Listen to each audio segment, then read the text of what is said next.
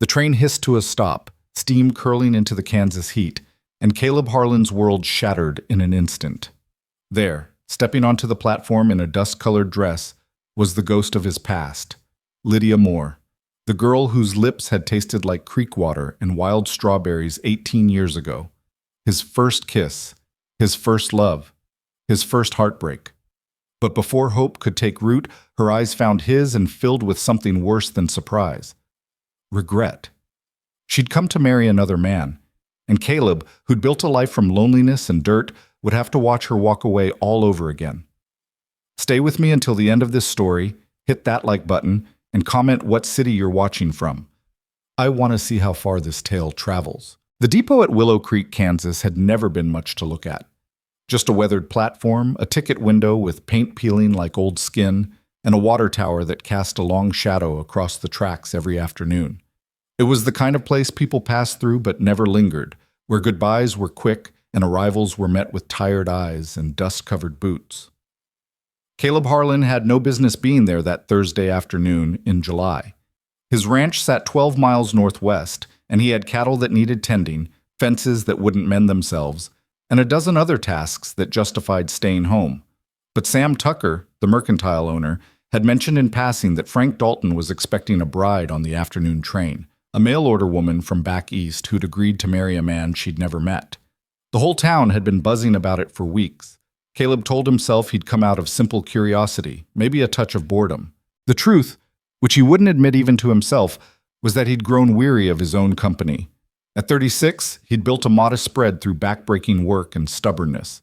But the silence of his cabin had started to feel less like peace and more like punishment. Watching another man claim a bride seemed a strange way to spend an afternoon, but it beat staring at his own four walls. The train was late. It usually was. Caleb stood near the water trough, his hat pulled low against the glare, trying to look like he belonged anywhere but where he was. A handful of others had gathered. Frank Dalton himself, stiff and formal in a Sunday suit that had seen better days, his jaw set like a man preparing for an unpleasant but necessary duty.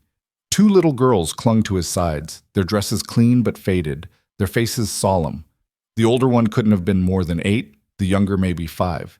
They didn't fidget or play. They just stood there, small and still, like they'd learned early that joy was something other children had. Mrs. Henderson from the boarding house had come too, along with her daughter Ruth.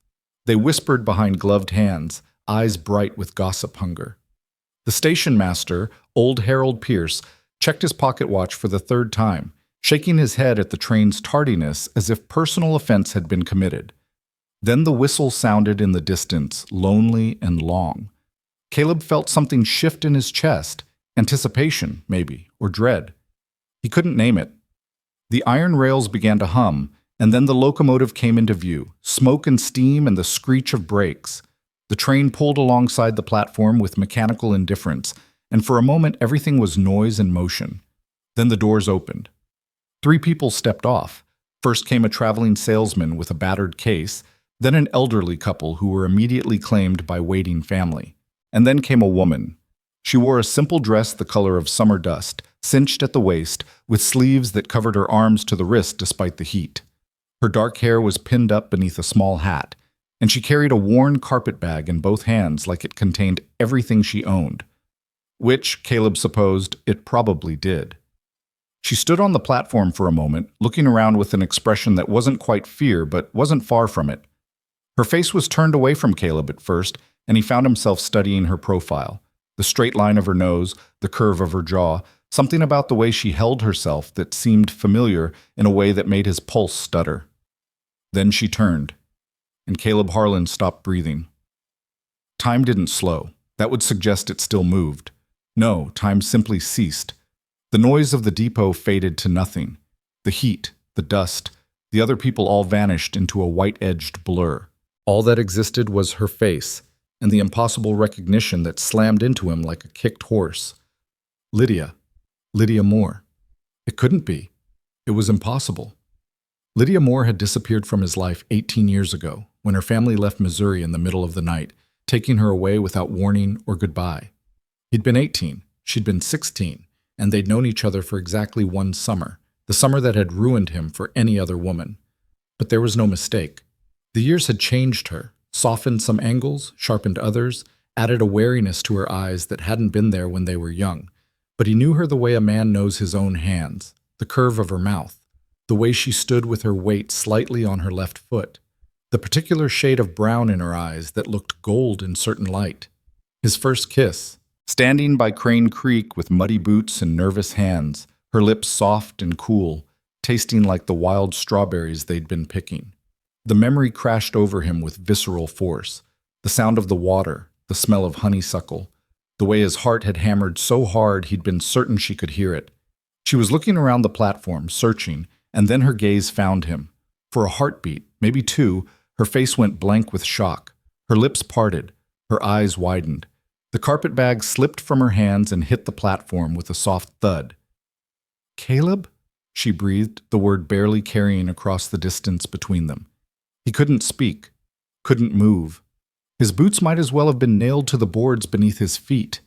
18 years of carefully constructed walls, of telling himself he'd moved on, of building a life that didn't include her. All of it crumbled in the space of a single word. "Lydia," he managed, and his voice came out rough, unfamiliar. She took a step toward him, then stopped, her hand rising to her throat. "I can't. How are you? Do you know each other?" The voice cut through the moment like a blade. Frank Dalton had moved to Lydia's side, his hand closing on her elbow with possessive certainty. "Miss Moore, do you know this man?" Miss Moore, not Mrs., not anyone's wife, but here for Frank Dalton, here to marry Frank Dalton. The realization hit Caleb like cold water. She was the mail-order bride. Lydia was the woman Frank had been waiting for. She'd come here to marry him. Lydia's eyes were still locked on Caleb's, and in them he saw confusion, shock, and something else, something that looked dangerously close to hope. "We knew each other, a long time ago. I didn't know. I had no idea."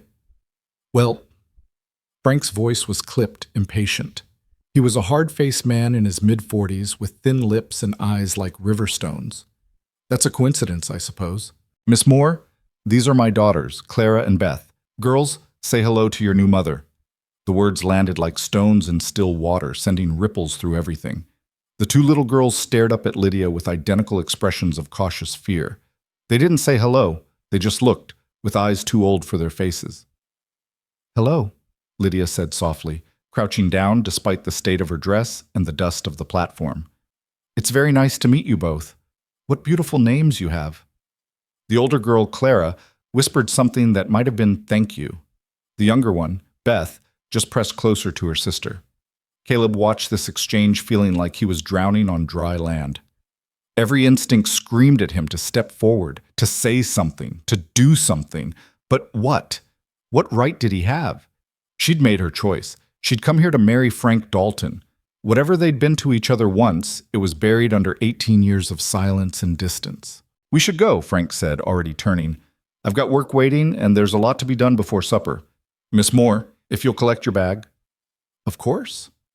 Lydia straightened, reaching for the carpetbag with hands that trembled slightly. She didn't look at Caleb again. Couldn't or wouldn't, he didn't know which was worse. But as Frank began to lead her away, his hand still on her elbow like he was afraid she might bolt, she spoke without turning. It was good to see you again, Caleb." The words were so quiet he almost didn't hear them. So formal they might as well have been spoken to a stranger. "Yeah," he said, and even he could hear how hollow it sounded. "You too." He watched them walk to Frank's wagon, a utilitarian thing with no comfort to it, all hard angles and splintered wood. Frank helped Lydia up onto the seat with perfunctory efficiency, then lifted his daughters into the back. The girls sat among bags of grain and farming tools, still silent, still watching. Lydia settled her carpetbag on her lap and finally looked back toward the platform. Their eyes met across the distance, and in hers, Caleb saw everything she couldn't say. "I'm sorry. I didn't know. Forgive me. Help me." Or maybe he was seeing what he wanted to see. Maybe she was just looking, feeling the same shock of recognition and nothing more. Frank snapped the reins, and the wagon lurched into motion. Within moments, they'd rounded the bend past the feed store, disappearing in a small cloud of dust. And Lydia Moore, his Lydia, who'd never really been his, was gone. Again.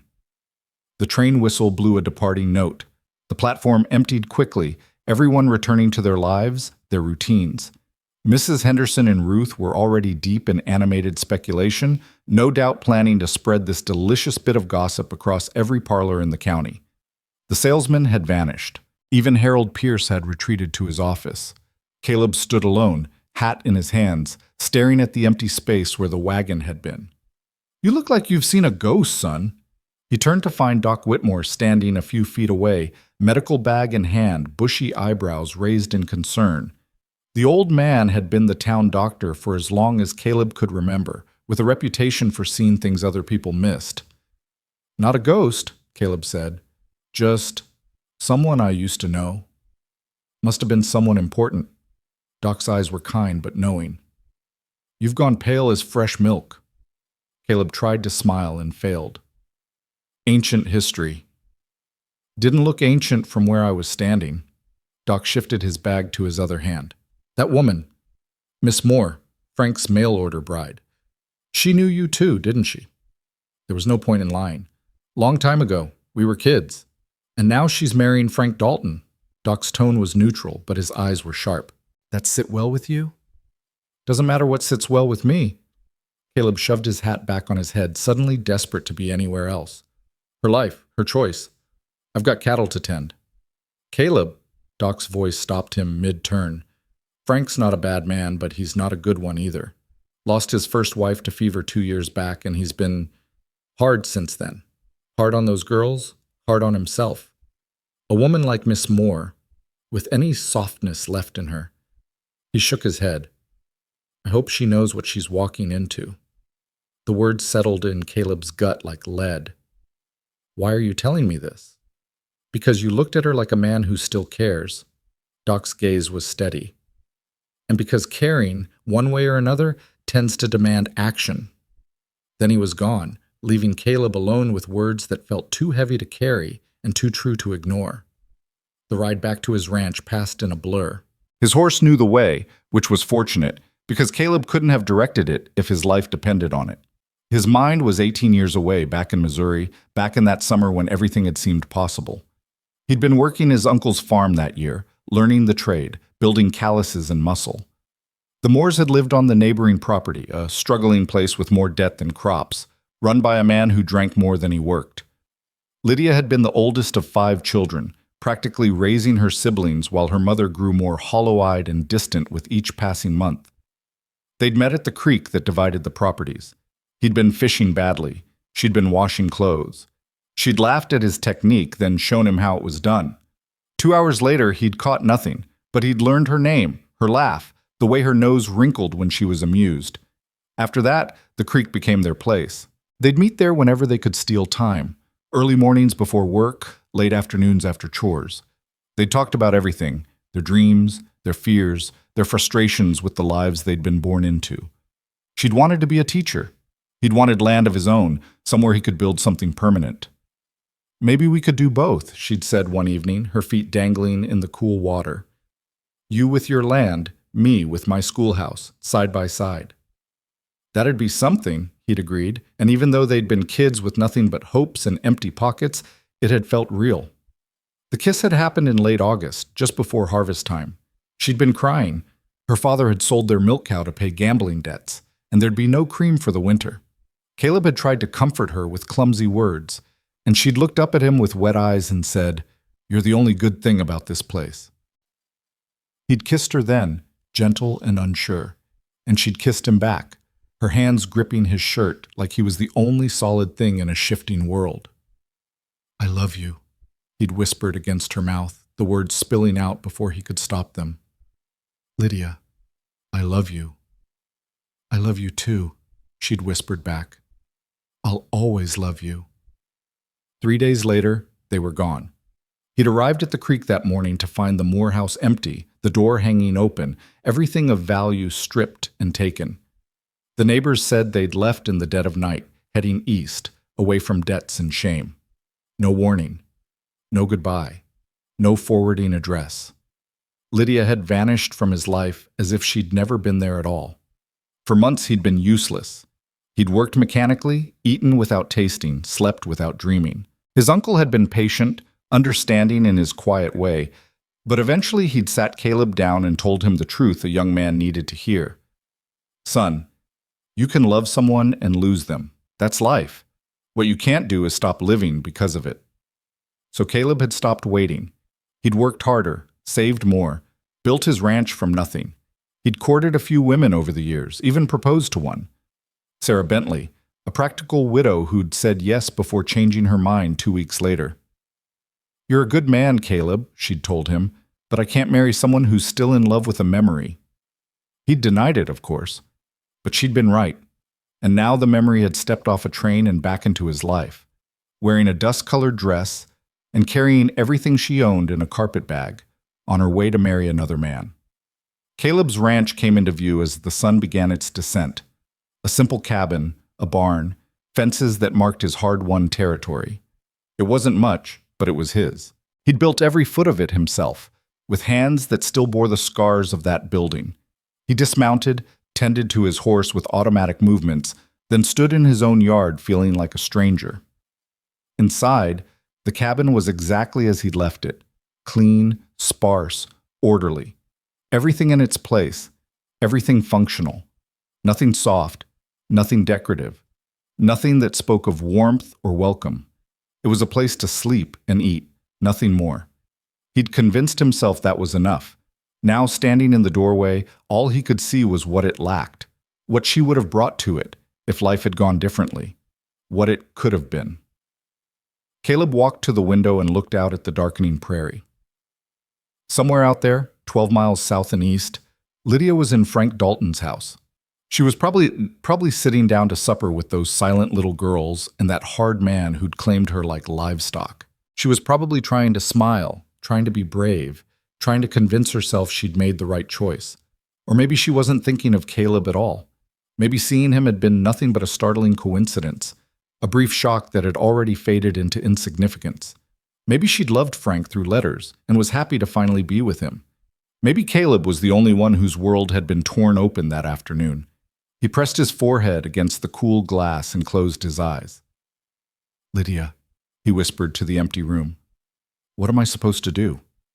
The silence offered no answers. Sleep, when it finally came, brought dreams of creek water and strawberries and promises that had dissolved like morning mist. The days that followed were a special kind of torture.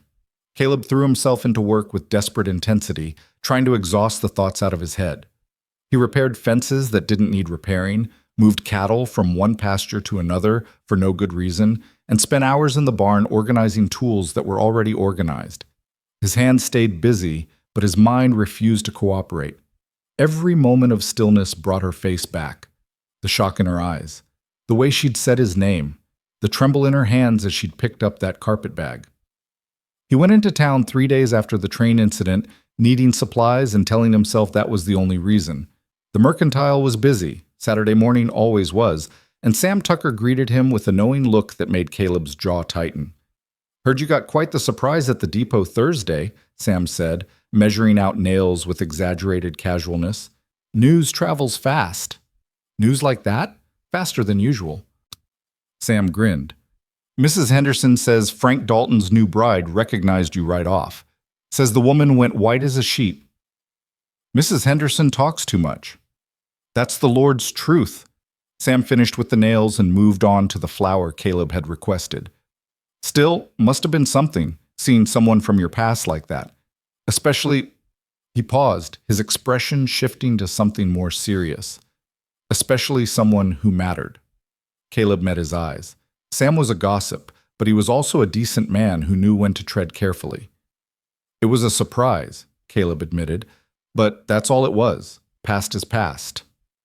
"Right," Sam nodded slowly. "Just seems a shame is all." "What does?" "Well," Sam lowered his voice, glancing around to make sure no one else was close enough to hear. "Frank brought her into town yesterday to register the marriage intent with Reverend Thomas. I saw her walking down Main Street, and Caleb, she looked lost, Like a woman going through the motions but not really present, you know?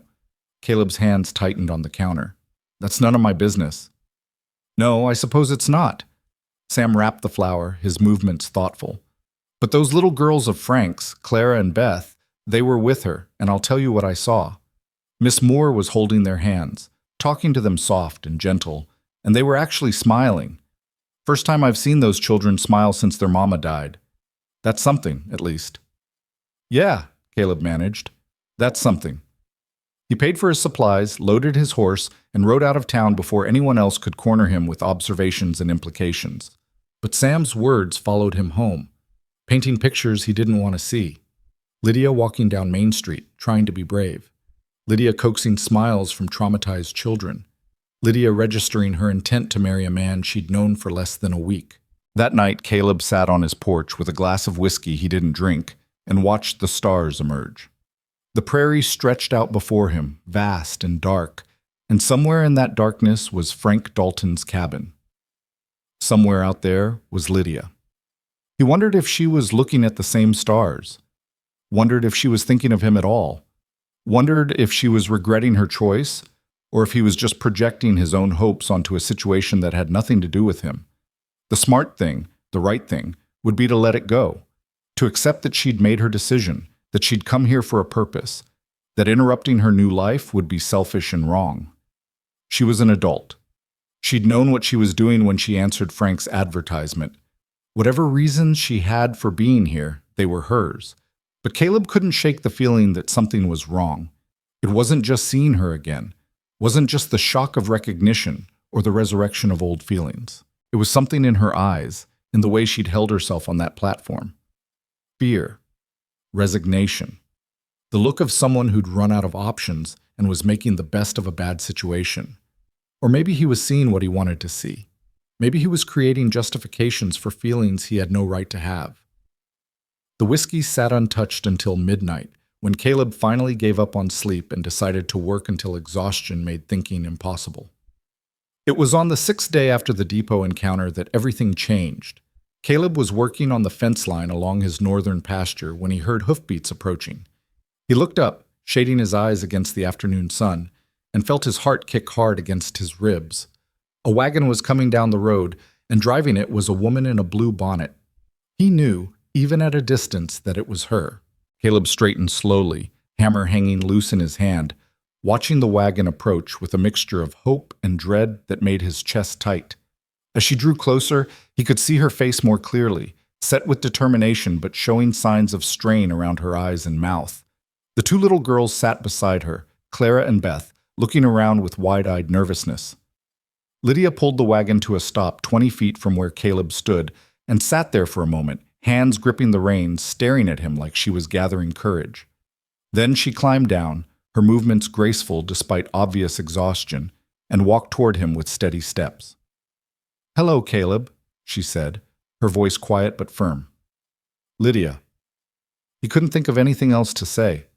His mind had gone blank, overridden by the simple, overwhelming fact of her presence. "What are you doing here?" "I needed to see you."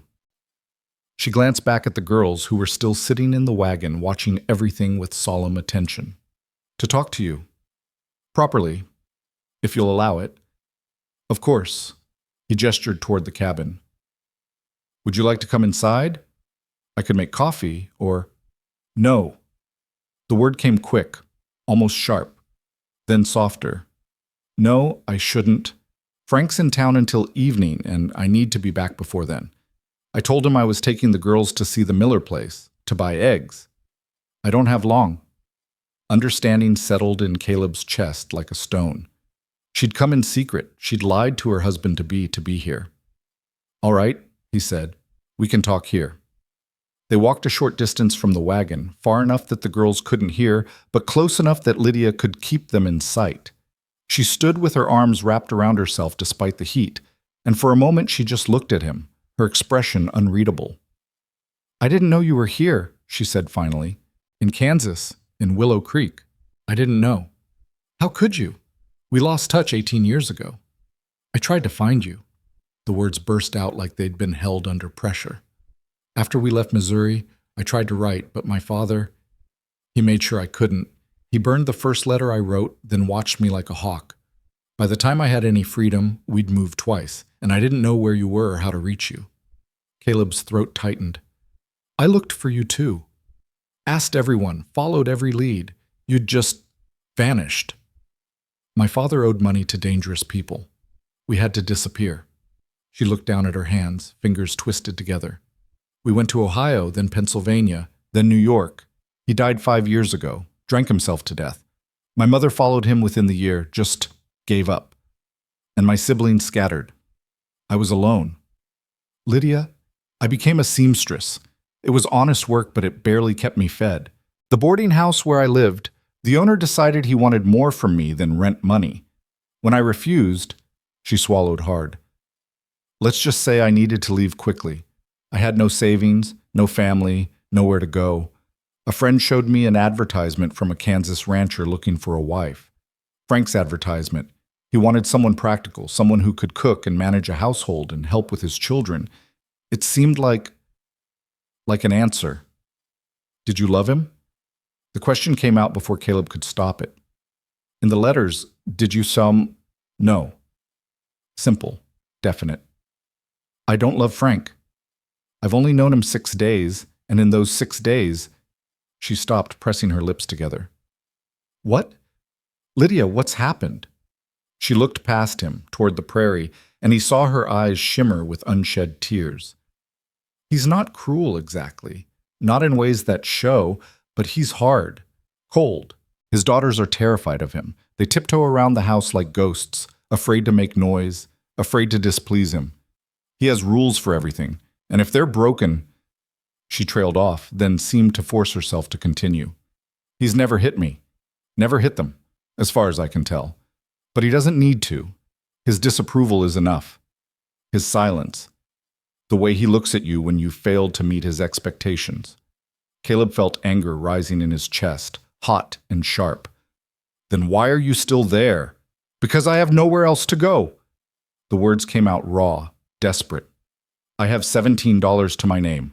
No family, no connections. If I leave Frank, I'll be destitute. And the girls, Clara and Beth, they've already lost one mother. If I leave, what happens to them? You can't sacrifice yourself for... Can't I? She finally looked at him directly, and the pain in her eyes stole his breath. What choice do I have, Caleb? Tell me. Because I've spent the last 6 days trying to figure it out. And I can't see any path forward that doesn't end in disaster. He wanted to say, stay here, stay with me. I'll take care of you. I've loved you for 18 years, and I'll keep loving you for 18 more. But the words stuck in his throat, trapped behind practicality and propriety and the paralyzing fear that she didn't feel the same way. That seeing him again had been nothing but shock and nostalgia, not love. Why did you come here? He asked instead. Why risk Frank's anger to see me? Lydia's hands twisted harder together.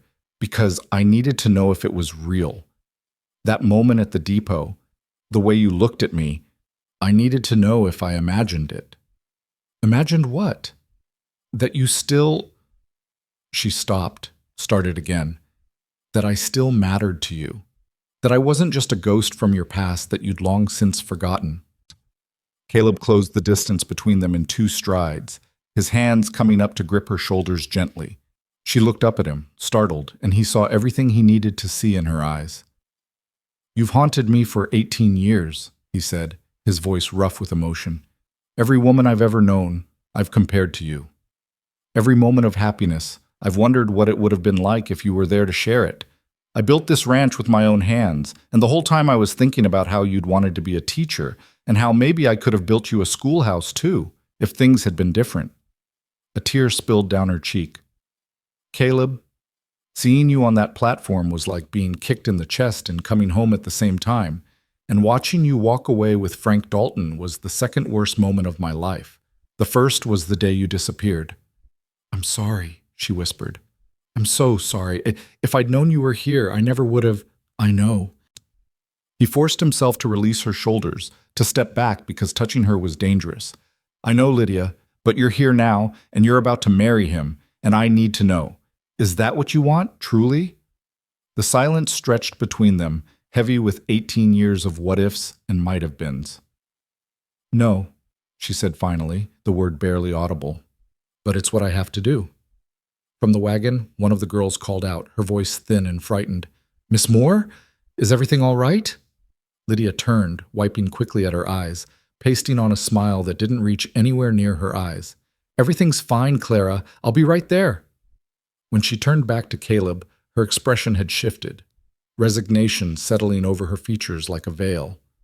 "I have to go," she said. "Frank will notice if I'm gone too long." "Lydia, wait. Please don't make this harder than it already is." Her voice broke on the last word. "I came here to see you, to say goodbye properly. To tell you that seeing you again was the best and worst thing that could have happened to me. And now I need to go back and try to make the best of the life I've chosen." "You don't have to choose it," Caleb said desperately. "There are other options. There has to be." "There aren't." She was already backing away, toward the wagon, toward her duty. "I wish there were, but there aren't."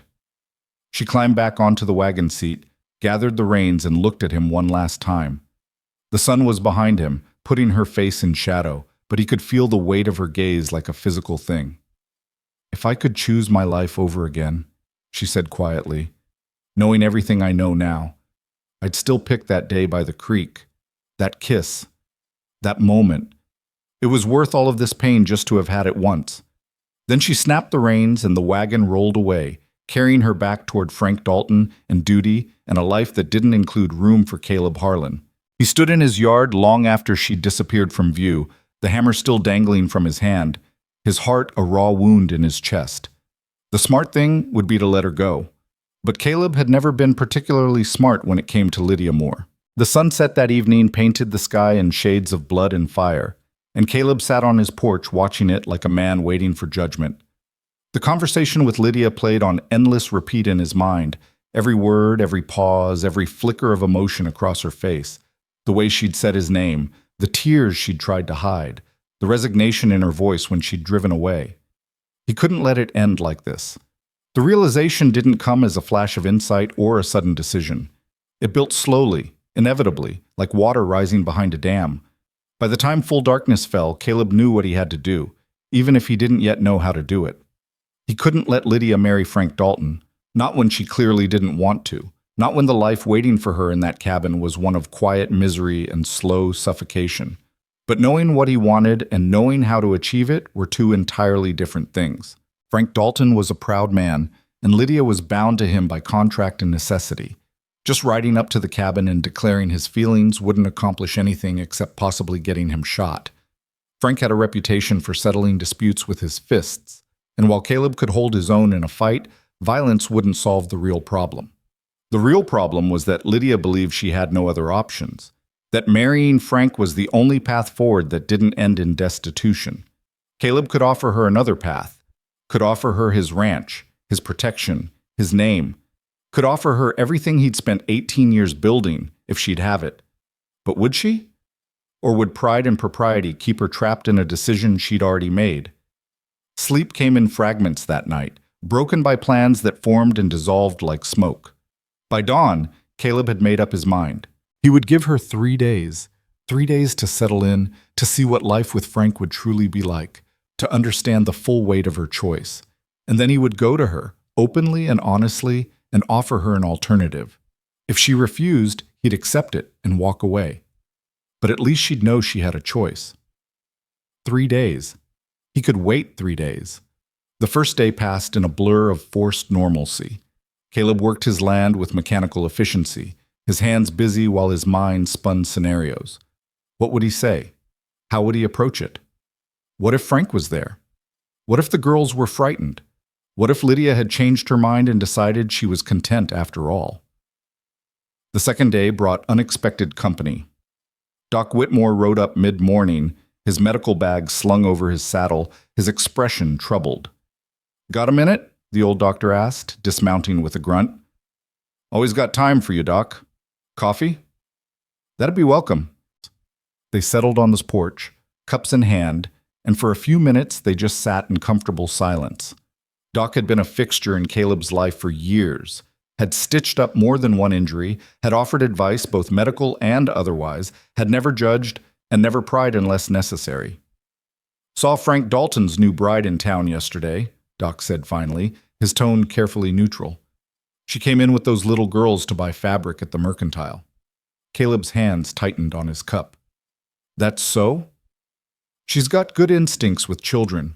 The girls were scared at first, all those people, all that noise. But she kept them close, talked to them gentle, made it feel safe." Doc took a sip of his coffee. "Mrs. Henderson tried to engage her in conversation, asked some pointed questions about her past and how she came to marry Frank. Miss Moore handled it with grace, didn't give that old gossip anything to chew on. Good for her. But Caleb," Doc's voice shifted, took on a weight that made Caleb look up.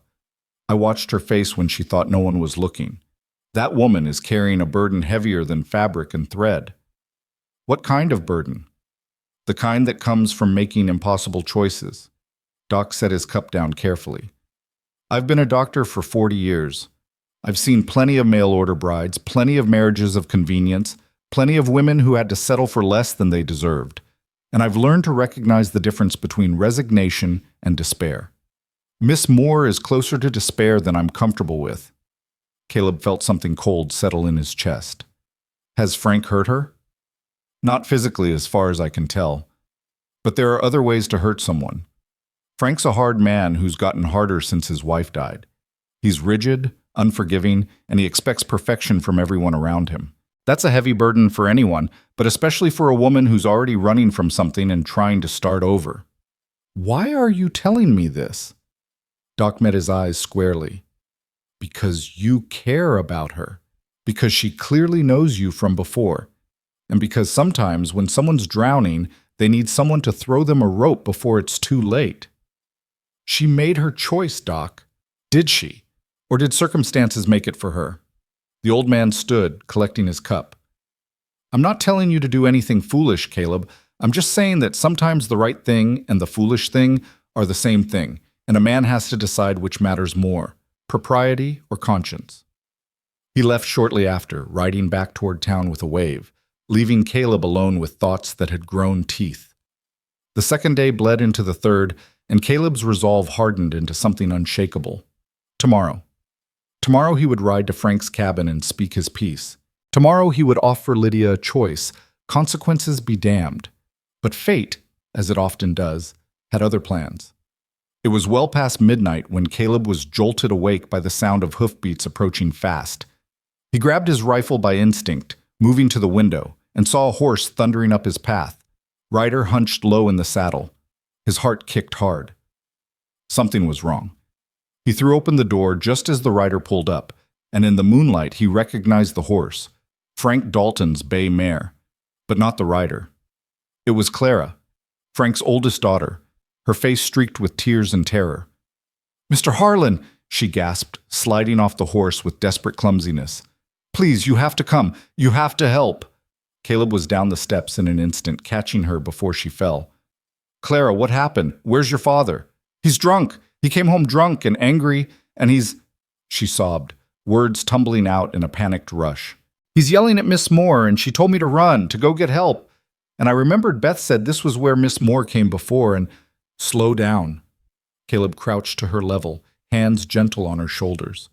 "Your father is drunk and yelling at Miss Moore. Is he hurting her?" "I don't know. He was throwing things, and she was crying, and she pushed me out the door and said to get help. And I ran to the barn and took the horse." "You did good, Clara. You did exactly right." Caleb was already moving, his mind racing ahead. "Where's Beth?" "Hiding under her bed. She's scared to come out." Caleb's jaw tightened. "Stay here. My door locks from the inside. There's food in the kitchen and blankets in the chest. Don't open the door for anyone but me, understand?" "You're going to help her? You're going to help Miss Moore?" "I'm going to help her." He was already saddling his horse, movements swift and sure. "I promise, Clara. I'll bring her back safe." The ride to Frank's cabin took 20 minutes that felt like hours. Caleb pushed his horse hard, the moonlight bright enough to see by, his mind filled with images of what he might find. If Frank had hurt Lydia, if he'd laid one hand on her. The cabin came into view, and Caleb could see lamplight in the windows, could hear shouting even from a distance. He dismounted at a run, hitting the door with his shoulder. It wasn't locked. The door flew open, and the scene inside stopped Caleb's heart. Frank Dalton stood in the center of the room, swaying on his feet, a whiskey bottle in one hand. The table was overturned, dishes smashed on the floor, and backed into the corner, her face pale and frightened, was Lydia. She had a red mark on her cheek that was already darkening to a bruise. "Get out!" Frank roared when he saw Caleb. "This is my house, my business!" "Your business became mine when you put your hands on her." Caleb's voice was deadly calm, but inside he was pure fury. "Step away from her, Frank. Now. She's my wife. She's not your wife. You haven't married yet." Caleb moved into the room slowly, positioning himself between Frank and Lydia. "And even if you had, that wouldn't give you the right to hit her." Frank's face twisted with drunken rage. "She disrespected me, questioned my authority, in my own house." "I asked him not to lock Beth in the cellar," Lydia said, her voice shaking but defiant. "She's 5 years old and terrified of the dark. He wanted to punish her for spilling milk at supper." Caleb felt his control slip another notch. "You were going to lock a 5-year-old in a cellar? In the dark?" "My house, my rules!" Frank lunged forward, swinging the bottle. Caleb was faster. He caught Frank's wrist, twisted, and the bottle fell to the floor with a crash. Frank swung with his other fist, but drunk and unbalanced, the punch went wide. Caleb shoved him backward, and Frank stumbled, falling hard against the wall. "Stay down," Caleb warned. "I don't want to hurt you, but I will if you make me." Frank struggled to his feet, murder in his eyes. And Caleb realized this wasn't going to end with words. He planted his feet, ready, and when Frank charged, he met him head-on. The fight was brief and brutal. Frank had rage on his side, but Caleb had sobriety and skill. 3 punches later, Frank was on the floor, blood streaming from his nose, groaning. Caleb stood over him, breathing hard, knuckles screaming. "You done?" Frank spat blood. "Get out of my house." "Gladly, but Lydia's coming with me." "Like hell she is." "Look at me, Frank." Caleb waited until the other man's bleary eyes focused. "Look at what you've become. Your wife died and you turned into someone who terrorizes children and hits women. Clara ran to me for help. Your own daughter was so scared of you that she stole your horse and rode 2 hours in the dark to find help. That tell you anything?" Something flickered across Frank's face. Shame, maybe, or the distant echo of the man he'd once been. But it was quickly swallowed by stubborn pride. "You can't take her. She signed a contract." "I can and I will. You can try to enforce that contract, but everyone in town saw the bruise you put on her face. Judge Morrison won't look kindly on that." Caleb moved to Lydia, who was still pressed against the wall, eyes wide with shock. "Lydia, where's Beth?" "In her room, under the bed." "Can you get her? We're leaving." She looked at Frank, then back at Caleb. "Where will we go?" "My place.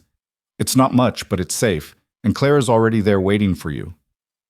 Something shifted in her expression, fear giving way to fragile hope. She nodded once, then moved quickly toward the back room. Caleb kept his eyes on Frank, who was pulling himself up to sit against the wall, hand pressed to his bleeding nose. "This isn't over," Frank said. "Yeah, it is. You want to come after us, you go ahead and try. But know this, I won't let you near them again. Any of them." Lydia emerged moments later carrying Beth, the little girl's face buried in her shoulder, small body trembling. Lydia's eyes met Caleb's, and in them he saw terror and gratitude and something else he couldn't quite name. "Let's go," he said gently. They walked out of that cabin into the cool night air, leaving Frank bleeding and alone in the wreckage of his own making. Caleb helped Lydia onto his horse, then mounted behind her, keeping Beth secure between them. The ride back was silent except for Beth's occasional whimpers and Lydia's soft reassurances. When they reached Caleb's ranch, Clara was waiting on the porch, and when she saw them, she burst into tears of relief. Lydia slid down with Beth still in her arms, and Clara ran to them, wrapping her arms around them both. "You're safe," Clara sobbed. "You're all safe." "Thanks to you," Lydia said, her own tears flowing freely now. "You were so brave, Clara. So incredibly brave." Caleb watched them from his saddle. These three people who'd been strangers to each other a week ago, now clinging together like family. His heart felt too large for his chest. He dismounted and led his horse to the barn, giving them a moment of privacy. When he returned, Lydia had gotten both girls inside and was settling them on his bed, the only bed in the cabin. "They're exhausted," she said quietly, meeting him at the door. "Beth's already half asleep, and Claire's fighting it but losing." "Good. Let them rest." Caleb gestured to the main room. "You should too. Take the bed. I'll sleep out here." "Caleb, this is your home. I can't—" "You can, and you will. All of you." He moved to the fireplace, adding wood that didn't need adding, just to have something to do with his hands. "We'll figure out the rest tomorrow." She stood there for a long moment, and when he finally turned to look at her, he saw that she was studying him with an expression he couldn't read. "You came for me," she said. "When Clara showed up, you didn't hesitate." "Of course I came." "Why?" The question hung in the air between them, loaded with 18 years of history and 1 week of upheaval. "You know why," Caleb said quietly. She took a step toward him, then another, until she was close enough that he could see the bruise on her cheek in the lamplight. His hand rose without thought, fingertips ghosting over the mark with feather-light care. "Did he do this?" he asked, though he already knew the answer. "Yes." I pushed back against him, locking Beth in the cellar, and he— She closed her eyes. "I should have been more careful. Should have known better than to contradict him when he'd been drinking." "Don't do that. Don't make excuses for him." Caleb's voice was rough. "This isn't your fault, Lydia. I knew what he was like. I knew, and I still came here, still agreed to marry him. What does that make me?" "Desperate. Afraid. Human." He cupped her face gently, making sure she met his eyes. "It makes you someone who was trying to survive the only way she knew how. That's not weakness. That's courage." A tear slipped down her cheek. "I don't feel courageous. I feel like I've made one mistake after another." "Then let me help you unmake them." The words came out before he could stop them, raw and honest. "Stay here. You and the girls. Stay with me." She stared at him, lips parted in surprise. "Caleb, I can't ask you to—" "You're not asking. I'm offering." He took a breath, then said what he'd been holding back for days. "I told you before that you've haunted me for 18 years. I wasn't exaggerating. Seeing you on that platform felt like coming back to life after being half dead. And watching you walk away to marry Frank felt like dying all over again." "Caleb, let me finish, please." He dropped his hand from her face but didn't step back. "I don't know what the future looks like. I don't know if you feel the same way I do, or if I'm just a familiar face in a frightening situation. But I know I can offer you safety. I can offer you a home. And if you'll let me, I can offer you more than that. I can offer you everything I am and everything I have. No conditions, no obligations, just a choice. A real choice." The silence that followed felt eternal. Then Lydia whispered, "I never stopped loving you." The words hit him like lightning. "What?" "When my family left Missouri, I cried for months. I wrote letter after letter that my father burned, trying to find a way back to you. And when I finally accepted that I couldn't, I tried to move on. I tried so hard." Fresh tears spilled down her cheeks. "But every man I met, I compared to you. Every kind word, every gentle gesture. I measured it against that afternoon by the creek, against the boy who looked at me like I was something precious. And no one measured up. No one." Caleb's throat was so tight, he could barely breathe. "Then why did you agree to marry Frank?" "Because I was desperate and alone and terrified. Because I thought love was something I'd lost the right to hope for. Because I'd convinced myself that survival was enough." She reached up, her hand covering his where it rested against her cheek. "But then I stepped off that train and saw you standing there, and everything I'd been telling myself fell apart. You weren't a memory, you weren't a dream. You were real and right there and looking at me like you'd been waiting all this time." "I had been," he said hoarsely. "I've been waiting for you to come home. I'm not the girl you remember. I've been hurt and hardened, and I don't care." He pulled her closer, his other hand coming up to frame her face. "I don't care what you've been through or how you've changed. I care that you're here now. I care that you're safe. And I care that you just told me you never stopped loving me. Because, Lydia, I never stopped loving you either. Not for one single day. She made a sound that was half sob, half laugh. This is crazy. We've been apart for 18 years. We barely know each other anymore. Then we'll learn. We'll take our time and figure it out together. He brushed his thumb across her uninjured cheek, wiping away tears. Unless you don't want to, unless I'm pushing too hard or asking too much. She kissed him. It was sudden and fierce and desperate, her hands fisting in his shirt, pulling him down to meet her. And Caleb, who'd spent 18 years dreaming of this moment, kissed her back with everything he had. It was nothing like that first kiss by the creek. That had been sweet and uncertain, tentative exploration. This was confirmation and claim and promise all at once. This was two people who'd been lost finding their way home. When they finally broke apart, both breathing hard, Lydia pressed her forehead to his chest. I want to stay, she whispered. I want to stay here with you so badly it terrifies me. Then stay. Be terrified. We'll figure it out together. What about Frank? He won't just let this go. He'll come for us. For me. And the girls, they're his daughters. He has legal rights. Let him come. Caleb's voice was steel wrapped in gentleness. We'll deal with Frank when we have to. Right now, all that matters is that you're safe. That those girls in there are safe. Everything else we'll handle as it comes. She pulled back enough to look up at him, searching his face. You'd really take us all in? 2 children who aren't yours? A woman who comes with nothing but trouble? You come with everything I've ever wanted, he said simply. The rest is just details. She laughed then, broken and beautiful, and let him hold her while she cried out weeks of fear and desperation and loss. He held her through it all, one hand stroking her hair, murmuring reassurances, being the solid thing she could lean against. When the tears finally stopped, she was exhausted but lighter, as if something heavy had been lifted from her shoulders. You should sleep, Caleb said. Tomorrow's going to be complicated. What will we do? First thing, I'll ride to town and talk to Judge Morrison. Frank hit you, and he was going to lock a child in a cellar. That matters. Then we'll see Doc Whitmore, get that bruise looked at. After that, he shrugged.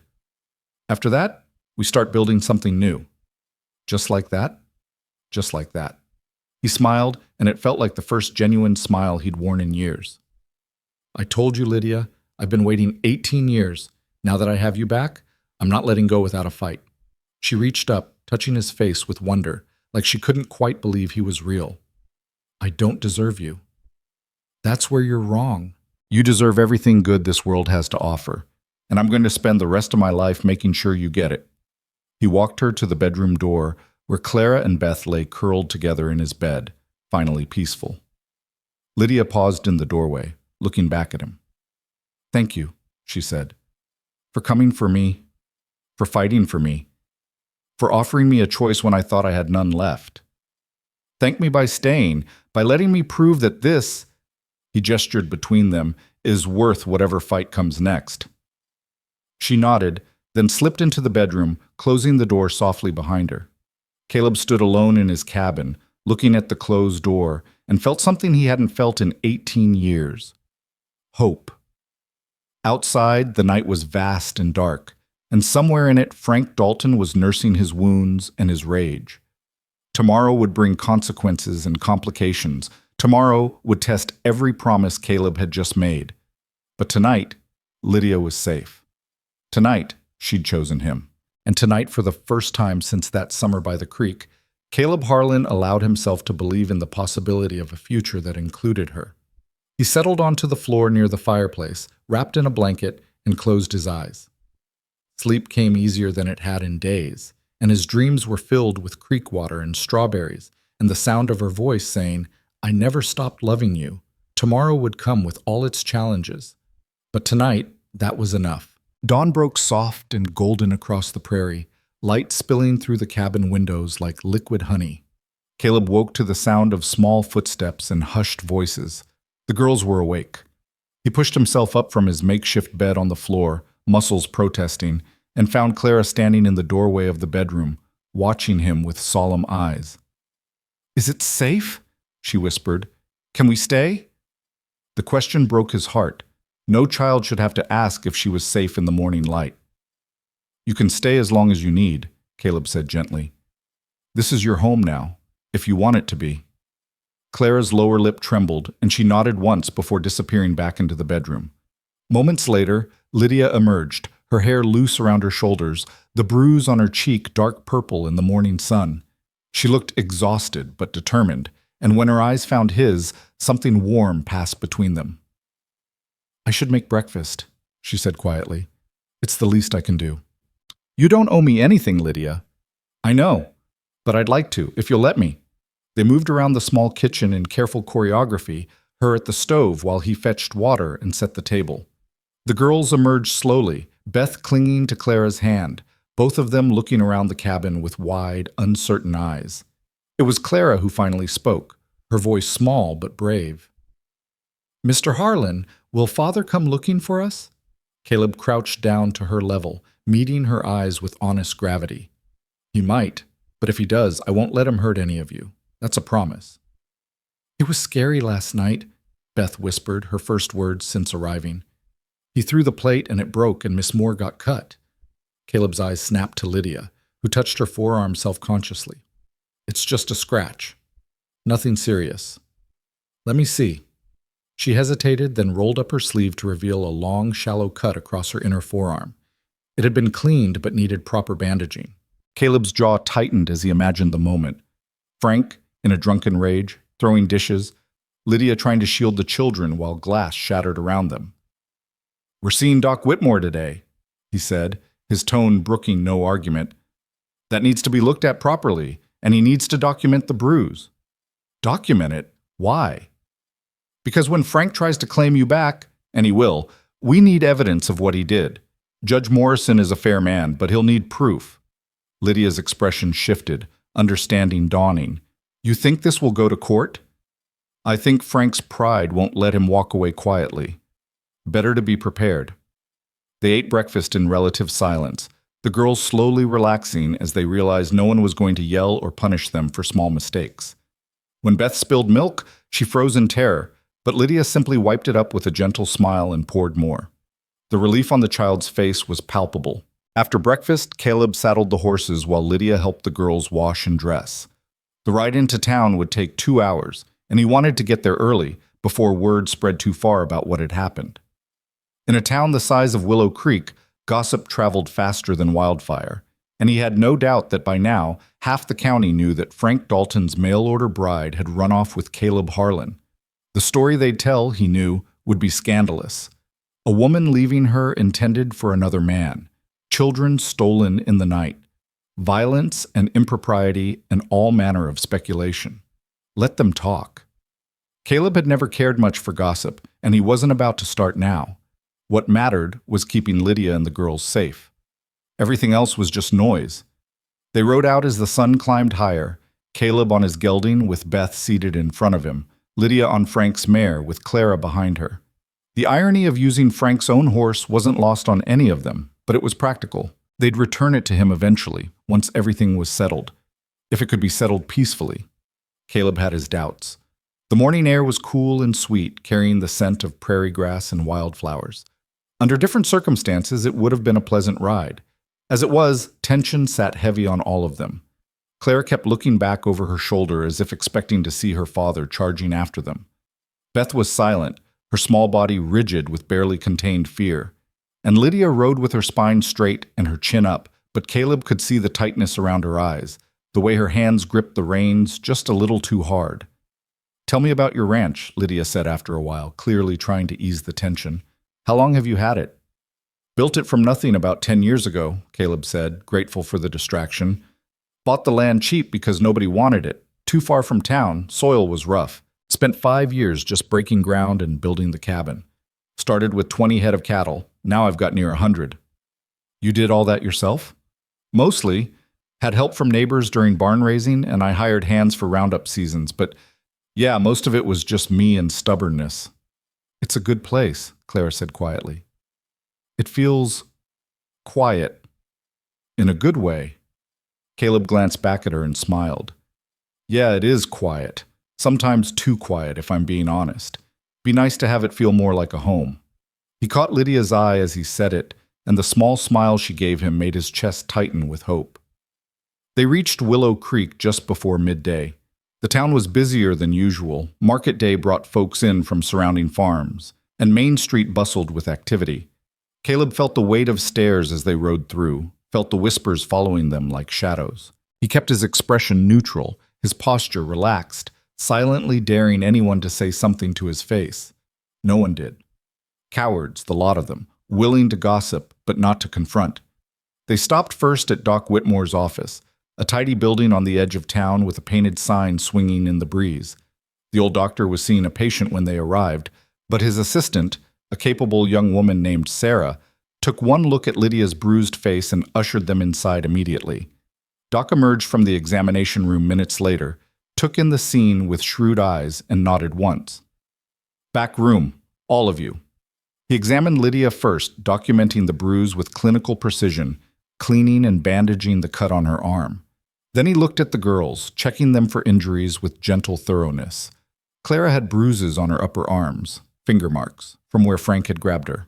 Beth had a healing burn on her hand that she claimed came from accidentally touching the stove, but the placement was suspicious. Doc said nothing during the examination, but his expression grew darker with each discovery. When he was finished, he washed his hands and turned to Caleb with grim determination. "I'll write up a full report for Judge Morrison. This," he gestured to Lydia's bruise, "is assault, plain and simple. The girls show signs of rough handling and possible neglect. If Frank tries to claim them back, this will matter." "Thank you, Doc." "Don't thank me yet. Frank's got legal standing as their father, and Miss Moore here technically signed a marriage contract with him. This isn't going to be simple." "I know," Caleb said, "but it's the right thing to do." Doc studied him for a long moment, then nodded. "Yes, it is. For what it's worth, I'm glad you got them out of there. That cabin was becoming a place of fear, and fear is poison to children." They left the doctor's office and headed straight for the courthouse, a stolid brick building that housed both the judge's chambers and the town records. Judge Morrison was in, thankfully, and agreed to see them immediately when his clerk mentioned the nature of the visit. The judge was a weathered man in his 60s with sharp eyes and a reputation for fairness tempered with pragmatism. He listened to Caleb's account without interruption, then asked Lydia to tell her version of events. She did, her voice steady despite obvious nervousness, recounting Frank's drinking, his treatment of the girls, the violence of the previous night. When she finished, Judge Morrison sat back in his chair and steepled his fingers. "Miss Moore, you signed a marriage contract with Frank Dalton, correct?" "Yes, sir." "And you came here of your own free will, understanding that you were agreeing to marry him?" "I did." "So legally speaking, you're bound to fulfill that contract unless you can demonstrate just cause for breaking it." The judge's tone wasn't unkind, just stating facts. Physical violence would certainly qualify as just cause, and Doc's report will help establish that. However, Frank is the legal father of those girls, and unless we can prove he's unfit, he has rights to them. "He locked Beth in a cellar," Lydia said, her voice shaking with controlled anger. "She's 5 years old. He locked her in the dark as punishment for spilling milk." The judge's expression darkened. "He did he? You witnessed this?" "I stopped him before he could actually do it. That's when he hit me." "And the girl, Clara, she can corroborate this?" Clara, who'd been sitting quietly beside Lydia, spoke up with surprising firmness. "Yes, sir. Father's been getting meaner since Mother died. He yells a lot and he hurts us sometimes. Not bad enough to leave marks usually, but it hurts. And he gets really scary when he drinks." Judge Morrison looked at the child with something like sorrow in his eyes. "I'm sorry you've had to live with that, young lady. No child should be afraid in their own home." He turned his attention back to Caleb. "What's your intention here, Harlan? You planning to marry Miss Moore yourself?" The question hung in the air, loaded with implications. Caleb felt Lydia's eyes on him, felt the weight of the moment. "If she'll have me, yes. But first and foremost, I intend to provide her and these girls with a safe home. Marriage can come later, when things have settled and she's had time to make a clear choice without fear clouding her judgment." The judge raised an eyebrow. "That's remarkably sensible of you. Most men would be pushing for a quick wedding to legitimize the situation." "I'm not most men, and Lydia deserves better than being traded from one hasty marriage to another. Judge Morrison studied him for a long moment, then nodded slowly. All right, here's what I can do. Based on Doc's report and the testimony I've heard, I'm issuing a temporary protective order. Frank Dalton is not to approach Miss Moore or his daughters without court supervision until we can hold a full hearing. That hearing will take place in 1 week's time, and Frank will have the opportunity to present his side of things. In the meantime, Miss Moore, you're free to stay wherever you choose, and the girls will remain in your care. Thank you, Your Honor, Lydia breathed. Don't thank me yet. This is just temporary. If Frank can convince me he's sober and remorseful and willing to change, I might have to return the girls to him. They are his children, after all, and the law favors blood relations. Even if they're terrified of him? Caleb's voice was hard. Even then, unless we can prove ongoing danger. One night of drunken violence, while serious, might not be enough if Frank can demonstrate it was an isolated incident. The judge's expression was sympathetic but firm. I know that's not what you want to hear, but that's the reality of the law. They left the courthouse with the protective order in hand, but the victory felt hollow. 1 week. They had 1 week before Frank would have his chance to take back what he believed was his. The ride back to the ranch was quiet, everyone lost in their own thoughts. Clara and Beth had relaxed somewhat after seeing the doctor and judge, but the shadow of uncertainty hung over all of them. Lydia rode with her shoulders tight, and Caleb could practically see her mind working, trying to plan for every possible outcome. It was late afternoon when they finally reached the ranch. Caleb helped everyone dismount, then set about tending to the horses while Lydia took the girls inside. By the time he joined them, she had somehow managed to make the cabin feel more like a home. She'd straightened things, found wildflowers to put in a jar on the table, and was starting preparations for supper. You don't have to do all this, Caleb said from the doorway. She looked up, a slight smile on her face despite the exhaustion in her eyes. I know, but it helps. Keeping busy helps. He understood that. After his own world had fallen apart 18 years ago, work had been his salvation too. The evening passed in domestic simplicity. They ate together, the girls slowly coming out of their shells as they realized no one was going to criticize or punish them. After supper, Caleb taught them a card game his uncle had taught him, and for an hour they were just people in a cabin, laughing at bad hands and teasing each other about strategy. When the girls finally went to bed, Caleb and Lydia found themselves alone on the porch, watching the stars emerge like scattered diamonds across the velvet sky. I keep waiting for the other shoe to drop, Lydia said quietly. This all feels too good to be real, too easy, despite everything. It's not easy, Caleb said. We're just taking it one moment at a time. What if Frank wins the hearing? What if the judge makes me give the girls back to him? Then we figure out another way. We don't give up, Lydia. That's not who we are. She turned to look at him, her face pale in the moonlight. Why are you doing this? Really? We haven't seen each other in 18 years. You don't owe me anything. I'm not doing it because I owe you. I'm doing it because... He struggled to find the right words. Because when I saw you on that platform, everything I'd convinced myself I'd gotten over came rushing back, and I realized I'd spent 18 years building a life that was missing the most important piece. You. Caleb, I love you, he said simply. I loved you when we were kids, and I love you now. Maybe that's crazy. Maybe it makes no sense, but it's true. Tears shimmered in her eyes. I love you too. I told you that last night, but I need to say it again. I love you, Caleb.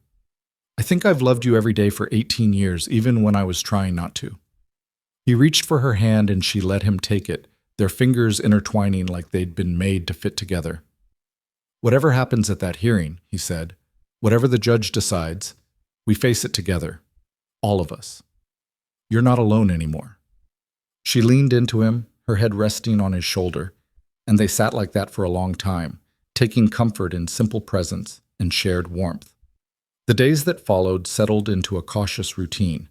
Caleb worked the ranch while Lydia tended the cabin and the girls, all of them existing in a bubble of temporary peace. But underneath the surface, tension built like a gathering storm. The hearing loomed, and with it the possibility that everything could be torn apart. On the 5th day, Frank Dalton made his presence known. Caleb was mending fence in the south pasture when he saw a rider approaching. He recognized Frank immediately. The rigid posture, the aggressive way he spurred his horse. Caleb set down his tools and walked to meet him, keeping himself between Frank and the cabin. Frank pulled up 20 feet away, his face hard and cold. The bruising Caleb had given him was fading to yellow and green, but it was still visible. So was the rage in his eyes. "You got some nerve," Frank said without preamble, "stealing my bride and my children." "I didn't steal anyone. Lydia made a choice, and I'm respecting it. She's under contract to me. She owes me a wedding. Kim, she owes you nothing. You hit her, Frank. You were going to lock a 5-year-old in a cellar. Whatever claim you think you had, you gave up when you raised your hand to her." Frank's jaw worked, fury and shame warring on his face. "I was drunk. It was a mistake." Being drunk doesn't excuse violence. It just reveals what's already inside. "Those are my daughters," Frank said, his voice dropping to something dangerous. "Mine, and the judge will give them back to me. Their blood." "Blood doesn't mean anything if it comes with fear. Those girls are safe with Lydia. They're happy. When's the last time you could say that about them being with you?" Something flickered across Frank's expression. Pain, perhaps, or the ghost of the father he used to be. But it was quickly buried under stubborn pride. "I want to see them. I have a right to see my own children. The judge said no contact without supervision. You know that. They're mine." The words came out as a roar, and Frank's horse danced nervously beneath him. "You have no right to keep them from me." "I have every right when you're a danger to them." Caleb kept his voice level, refusing to be provoked. "If you want to see them, do it properly. Through the court. Show Judge Morrison you can be sober and responsible. Show him you can be the father they need instead of the one they're afraid of." "I don't need lectures from you, Harlan. You who never had children of your own. You who's been alone so long you've forgotten what family even means." The words were meant to wound, and they did. But Caleb didn't let it show. "You're right," he said quietly. "I've been alone, but now I'm not. And I'll be damned if I let you destroy what we're building here because your pride can't handle the fact that your daughters feel safer with strangers than they do with you." Frank stared at him, jaw clenched, hands fisting on the reins. For a moment, Caleb thought he might dismount, might try to force his way past. But then Frank seemed to deflate slightly, the fight draining out of him. "The hearing's in 2 days," he said flatly. "We'll see what the judge says then." "Yeah, we will." Frank wheeled his horse around and rode off without another word, leaving Caleb standing in the prairie grass with his heart pounding and his hands shaking with suppressed adrenaline. When he returned to the cabin, Lydia was waiting on the porch, her face pale. "I saw him," she said. "What did he want?" "To warn me. To stake his claim." Caleb climbed the steps and pulled her into his arms, needing the contact as much as offering it. "He's not going to make this easy." "I'm scared, Caleb. What if the judge sides with him? What if—" "Then we'll figure it out. We'll appeal. We'll find another way. I'm not letting him take you or those girls. I promise you that." She clung to him, and he held her while the sun tracked across the sky and the prairie wind whispered through the grass, carrying with it the scent of coming rain and the weight of uncertain futures. That night, after the girls were asleep, Caleb and Lydia sat at the table with coffee growing cold between them, trying to prepare for every possible outcome of the hearing. "If he gets the girls back," Lydia said, her voice barely above a whisper, "I'll go with them. I can't leave them with him alone." "Lydia, no. If you go back to him, I'll be careful. I'll be what he wants, say what he wants to hear. I'll protect them the only way I can." Caleb reached across the table and gripped her hand. "That's not protecting them. That's sacrificing yourself. There has to be another way." "What way? If the judge rules against us, we're out of options." "No, we're not." An idea was forming in Caleb's mind, desperate and wild, but possibly workable. "If it comes to that, if the judge is going to rule in Frank's favor, I'll speak up. I'll offer to adopt the girls." Lydia stared at him. "You can't be serious." "Why not?" "Frank clearly can't care for them properly. If I petition for custody, show that I can provide a stable home. You're a single man. The law favors blood relatives over strangers, even unmarried ones." "Then we get married." The words came out before he could second guess them. Before the hearing. We get married, and then we petition together. A married couple with means and a safe home versus a violent drunk who can't control his temper. That changes the equation. Lydia's eyes were wide with shock.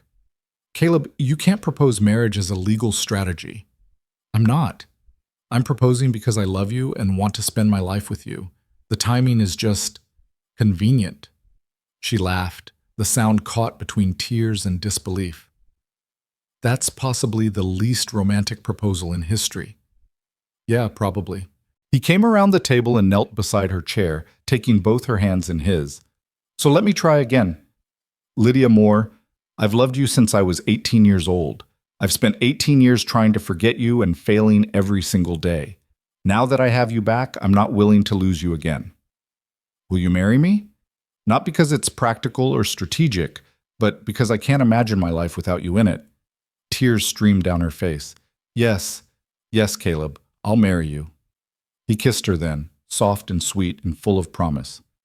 When they broke apart, they were both smiling despite the fear and uncertainty that still surrounded them. We'll need to move fast, Caleb said. The hearing's in 2 days. Can we get married before then?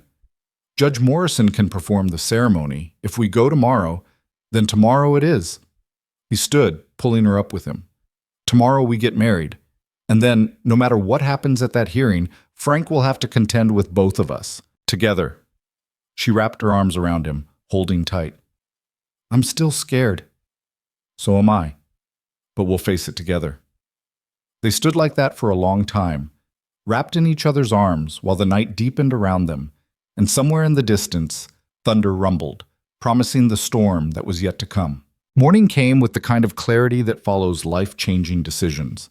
Caleb woke before dawn, his mind already racing through everything that needed to happen. Today they would marry. Tomorrow they would face Frank in court. And after that, if fate was kind, they would begin building the life they should have had 18 years ago. He found Lydia already awake, sitting at the table with a cup of tea, staring out the window at the lightening sky. She'd pulled her hair back simply, and in the pale pre-dawn light she looked impossibly young and impossibly tired at the same time. Couldn't sleep? He asked softly. She shook her head. Too much going through my mind. Caleb, are you sure about this? Getting married so quickly? Taking on not just me, but 2 children who aren't yours? Stop. He sat beside her, covering her hand with his. Those girls might not be mine by blood, but they're already mine in every way that matters. And you? He lifted her hand to his lips, pressing a kiss to her knuckles. You've been mine since that afternoon by the creek. This isn't quick.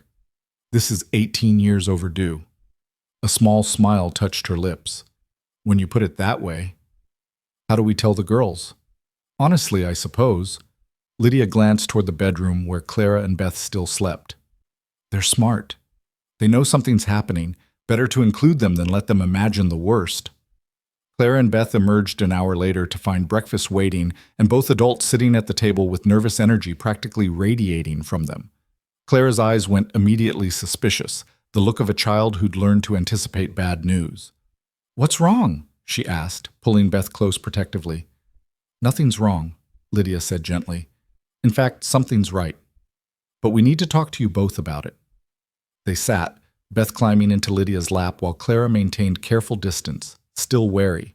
Caleb let Lydia take the lead, watching her navigate the explanation with grace. You know that tomorrow we have to go back to the courthouse, Lydia began. The judge is going to decide where you girls will live, and whether your father— She paused, choosing her words carefully.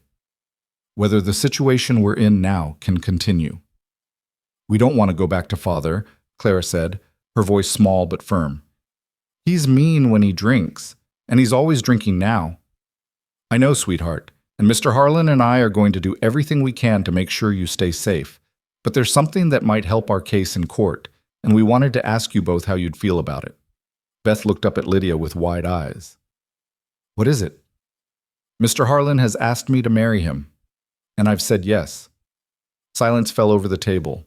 Claire's face went through several expressions, surprise, confusion, then something that might have been hope. You're going to marry Mr. Harlan instead of father? Claire asked carefully. Yes, Today, actually, if we can arrange it. Does that mean we get to stay here? Beth's voice was barely a whisper. At Mr. Harlan's ranch? Caleb spoke for the first time. If the judge allows it, yes. And even if he doesn't right away, we'll keep fighting until we can all be together properly. But I want you both to understand something. He waited until both girls were looking at him. If your father gets custody of you, that doesn't mean we're giving up. We'll visit as often as the law allows. We'll make sure you're safe.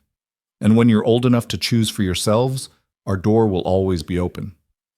But we want to stay now, Clara said, tears welling in her eyes. We want to stay with you and Miss Moore. You're nice to us. You don't yell. You let us make mistakes without getting angry. Lydia pulled Clara into the embrace as well, holding both girls close. We want that too, more than anything. That's why we're getting married. Not just because we love each other, but because it gives us the best chance to keep our family together. Are we your family? Beth asked, her voice muffled against Lydia's shoulder. Yes, Caleb said firmly. Yes, you are. They finished breakfast in a strange mood, part nervous anticipation, part fragile hope. Then Caleb hitched the wagon while Lydia helped the girls dress in their cleanest clothes. They might be getting married hastily and with little fanfare, but they would do it properly, with witnesses and the full weight of the law behind them. The ride to town felt different than it had 2 days ago. Then they'd been running towards safety. Now they were running towards something else entirely. Commitment, permanence, a future they were choosing together.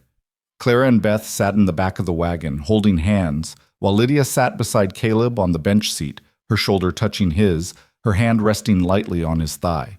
Nervous? He asked quietly. Terrified, she admitted. But in a good way. Mostly. Me too. They reached Willow Creek mid-morning to find the town bustling with its usual weekday activity. Caleb drove straight to the courthouse, where Judge Morrison was already in his chambers reviewing case files. His clerk initially tried to turn them away, but when Caleb explained their purpose, the man's eyebrows rose nearly to his hairline. You want to get married? Today? Before the hearing tomorrow? Yes, sir. That's rather convenient timing, Mr. Harlan. It's the right timing, Caleb corrected. Whether there was a hearing or not, I'd want to marry her. The hearing just makes it more urgent. The clerk disappeared into the judge's chambers. Long minutes passed. Then Judge Morrison himself appeared, his expression unreadable. Come in, all of you. They filed into the chambers, Caleb and Lydia, with Clara and Beth trailing nervously behind. The judge settled behind his massive oak desk and studied them with shrewd eyes. I'm going to be frank with you, he said. This looks like a strategic marriage designed to strengthen your custody claim. It is that, Caleb agreed, but it's also something we both want. Have wanted, if I'm being honest, for a very long time. Is that so, Miss Moore? Lydia met the judge's gaze steadily. Caleb and I knew each other years ago, Your Honor. We were very young, and circumstances separated us. Seeing him again was unexpected, but the feelings— She paused, gathering courage. The feelings never went away. For either of us. So yes, this is strategic timing, but it's not a false marriage. It's one I would choose regardless of the legal situation. Judge Morrison leaned back in his chair, fingers steepled. And you understand that marrying him doesn't guarantee you'll be awarded custody of those girls? Frank is still their biological father, and that carries significant legal weight. I understand. But it changes the equation. A married couple with means and a stable home versus a single man with a drinking problem and a violent temper. That has to count for something. It does, the judge admitted. More than you might think. He was quiet for a moment, then seemed to come to a decision. All right. I'll perform the ceremony, but I'm doing it on the record, and I'll be asking you both pointed questions to ensure this isn't a sham.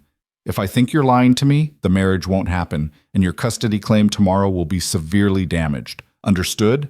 Understood, they said in unison.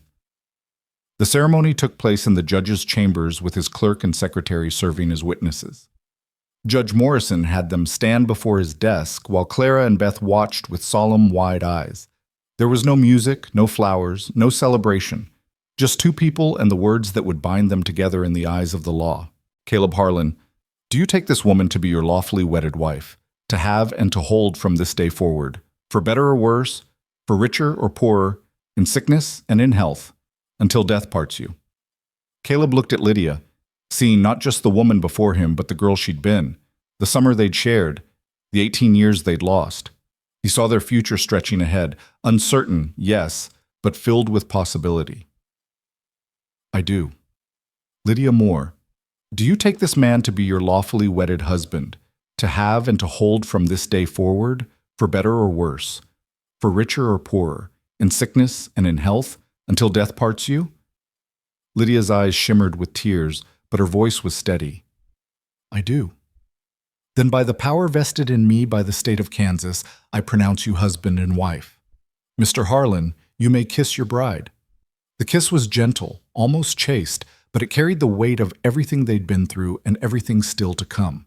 When they broke apart, Clara was crying quietly, and Beth was smiling, the first real smile Caleb had seen from her.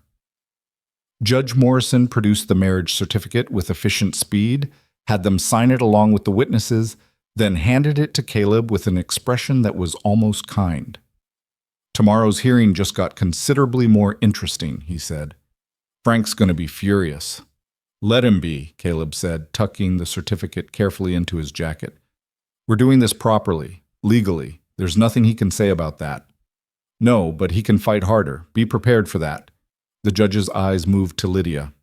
Mrs. Harlan, Frank's going to paint you as fickle, as a woman who breaks her word and runs from commitment. He's going to try to make you look unstable. I'm prepared for that, Lydia said quietly. I know what I did looks bad from the outside, but I also know that leaving him was the right choice, for me and for those girls. Then hold on to that certainty tomorrow. You're going to need it. They left the courthouse as husband and wife, the marriage certificate burning like a promise in Caleb's pocket. The girls were jubilant, chattering about the ceremony, asking when they should call Lydia mother, and if this meant they really could stay. Caleb and Lydia exchanged glances over their heads, both thinking the same thing. Don't promise what you can't guarantee. Not yet. On impulse, Caleb stopped the wagon at the mercantile. Wait here, he told them, then disappeared inside. He emerged 10 minutes later with a small package wrapped in brown paper. What's that? Lydia asked. You'll see when we get home. The ride back to the ranch passed in a blur of conversation and nervous laughter. The girls sang songs Lydia taught them, simple melodies about meadowlarks and prairie flowers. Caleb drove with one hand, the other resting on Lydia's knee, marveling at the simple fact that he could do that now. She was his wife. The words felt strange and wonderful in his mind. They reached the ranch as afternoon sun turned everything golden. Caleb helped everyone down from the wagon, then handed Lydia the package. What is this? Wedding present. Open it. Inside was a length of blue ribbon, the color of a summer sky, and a simple gold band. Lydia stared at the ring, her breath catching. Caleb, you didn't have to eat it. I know the ceremony wasn't much. No fancy dress, no celebration, but I wanted you to have something to mark it. Something that shows you're mine and I'm yours. He took the ring from the package and held it up. I know it's simple, but it's perfect. She held out her left hand and he slid the ring onto her finger.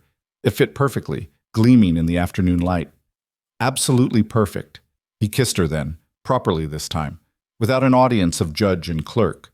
Kissed her the way he'd wanted to since seeing her on that platform. When they broke apart, both girls were giggling behind their hands. Can I help make supper? Clara asked. As a celebration? Yes, Lydia said, smiling through tears. Yes, let's make this a celebration, even if it's just us. The evening that followed was one of the happiest of Caleb's life. They cooked together, all four of them crammed into the small kitchen, laughing when Beth spilled flour and Clara burned the biscuits. They ate at the table Caleb had built himself, sharing a meal that was simple but felt like a feast. After supper, they played cards again, and this time when Beth won, she crowed with delight instead of fear. As darkness fell, Lydia took the girls to bed, reading to them from a book Caleb had on his shelf, worn and well-loved, one of the few luxuries he allowed himself. He stood in the doorway watching, seeing his cabin transformed by their presence from a place to sleep into an actual home. When both girls were finally asleep, Lydia joined him on the porch where he'd been waiting, watching the stars emerge. She carried the blue ribbon he'd bought, running it through her fingers. What's this for? She asked. Your hair. I remember you used to wear ribbons. Thought you might like one now. She turned to him, her expression soft. You remembered that? After all this time. I remember everything about you. The ribbons, the way you hummed while you worked, the sound of your laugh, the smell of honeysuckle in your hair.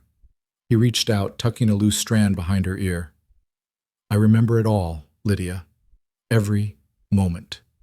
She kissed him then, and unlike the chaste kiss in the judge's chambers, this one held heat and promise. When she pulled back, her cheeks were flushed. We're married now, she said, almost wonderingly. Actually married. We are.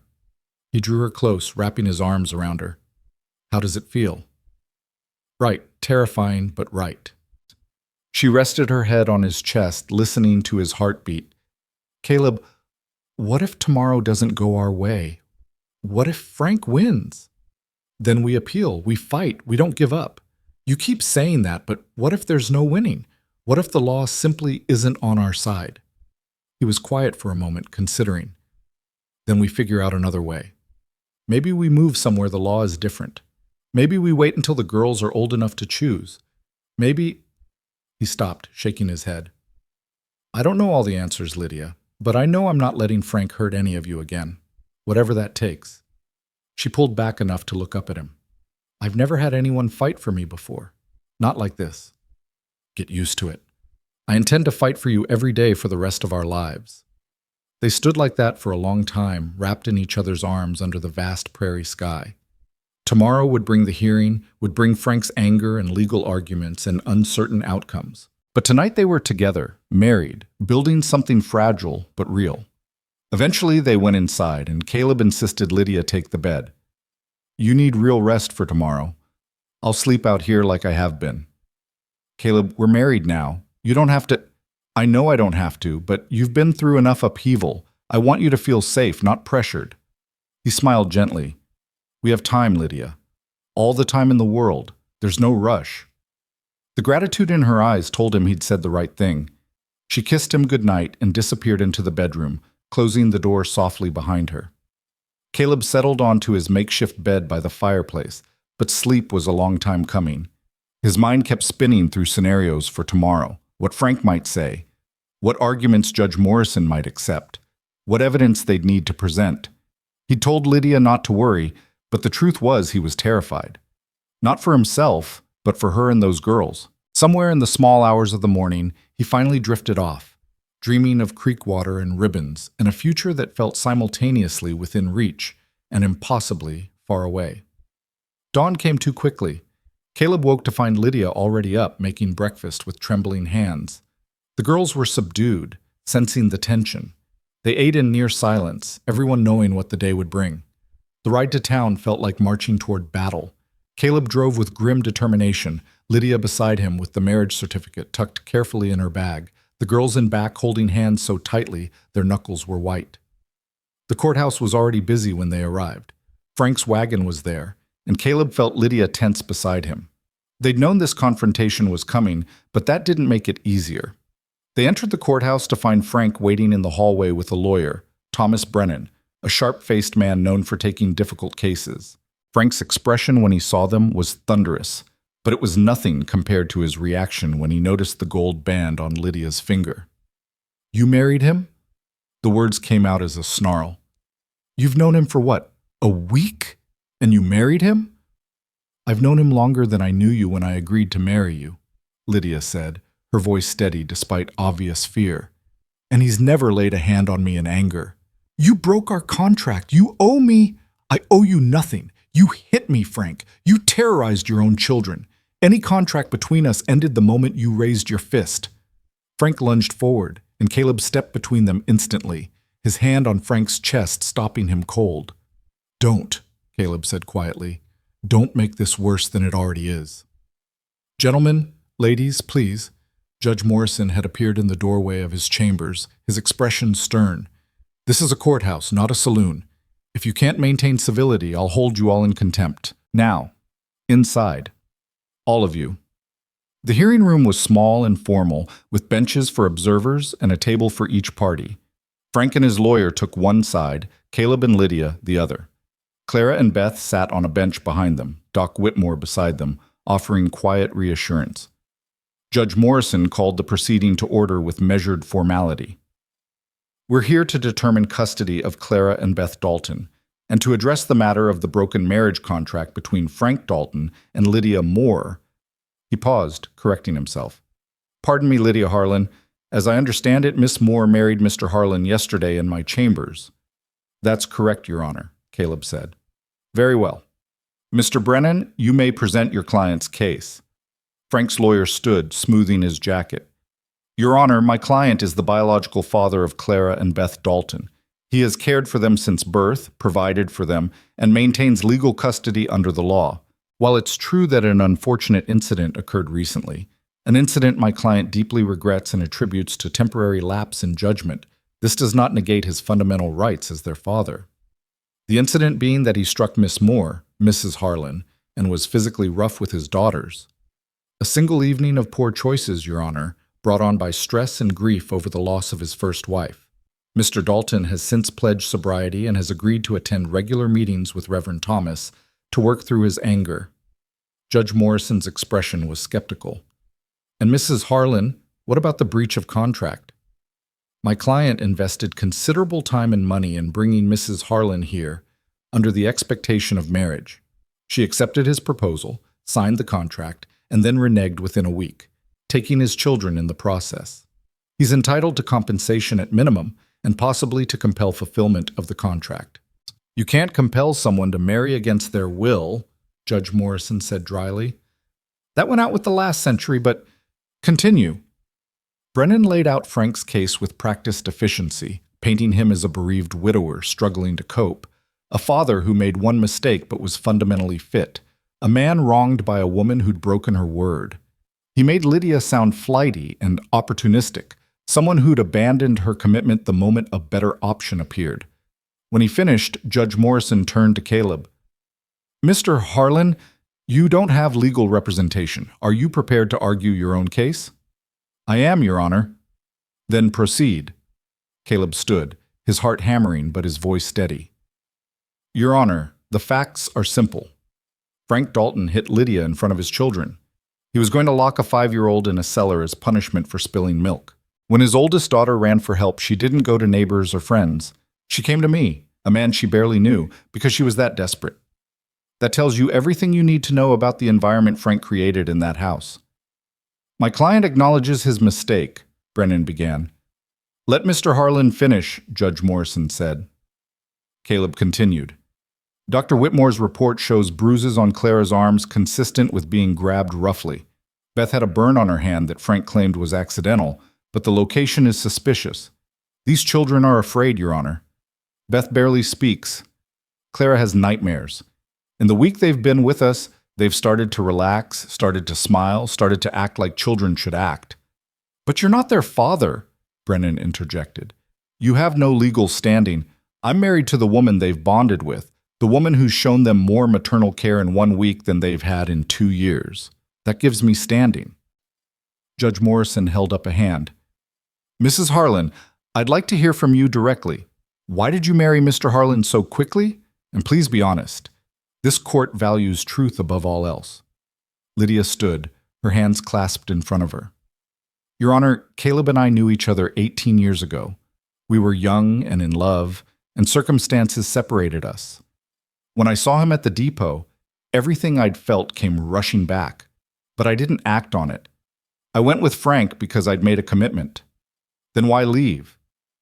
Because Frank's house was a place of fear. Because he drank himself senseless and then terrorized his own children. Because when I tried to protect Beth from being locked in the dark, he hit me hard enough to bruise. Her voice shook but didn't break. I didn't leave lightly, Your Honor. I left because staying would have meant watching those girls suffer, and I couldn't do that. As for marrying Caleb so quickly, yes, it was strategic, but it was also something I'd have done regardless. He's the man I should have married 18 years ago. Life just gave us a second chance. The courtroom was silent. Judge Morrison studied her for a long moment, then turned his attention to Frank. Mr. Dalton, do you have anything to say in your own defense? Frank stood, his jaw tight. I love my daughters, Your Honor. I made a mistake, but I'm their father. They belong with me. Do they want to be with you? The question hung in the air. Frank's face flushed. They're children. They don't know what's best for them. Actually, Your Honor, if I may, Doc Whitmore stood. I've spent time with these girls over the past week. I've also known Frank Dalton for years. Before his wife died, he was a decent man. Since then, he's become someone even his own children fear. Those girls need safety and stability more than they need blood relation. Judge Morrison leaned back in his chair, his expression grave. I'm going to talk to the girls privately. Clara and Beth, would you come with me, please? The girls looked terrified, but Lydia gave them an encouraging nod and they stood, following the judge into his chambers. The doors closed behind them, and everyone was left waiting in tense silence. 10 minutes passed, then 15. Finally, the doors opened, and Judge Morrison emerged alone, the girls returning to sit beside Doc Whitmore. The judge's face was unreadable as he settled behind his bench. I've made my decision, he said heavily, and I'll be frank. This is one of the more difficult cases I've presided over. Mr. Dalton, you are the biological father, and under normal circumstances that would carry tremendous weight. However, the evidence presented, combined with what your daughters just told me, paints a troubling picture. They're afraid of you.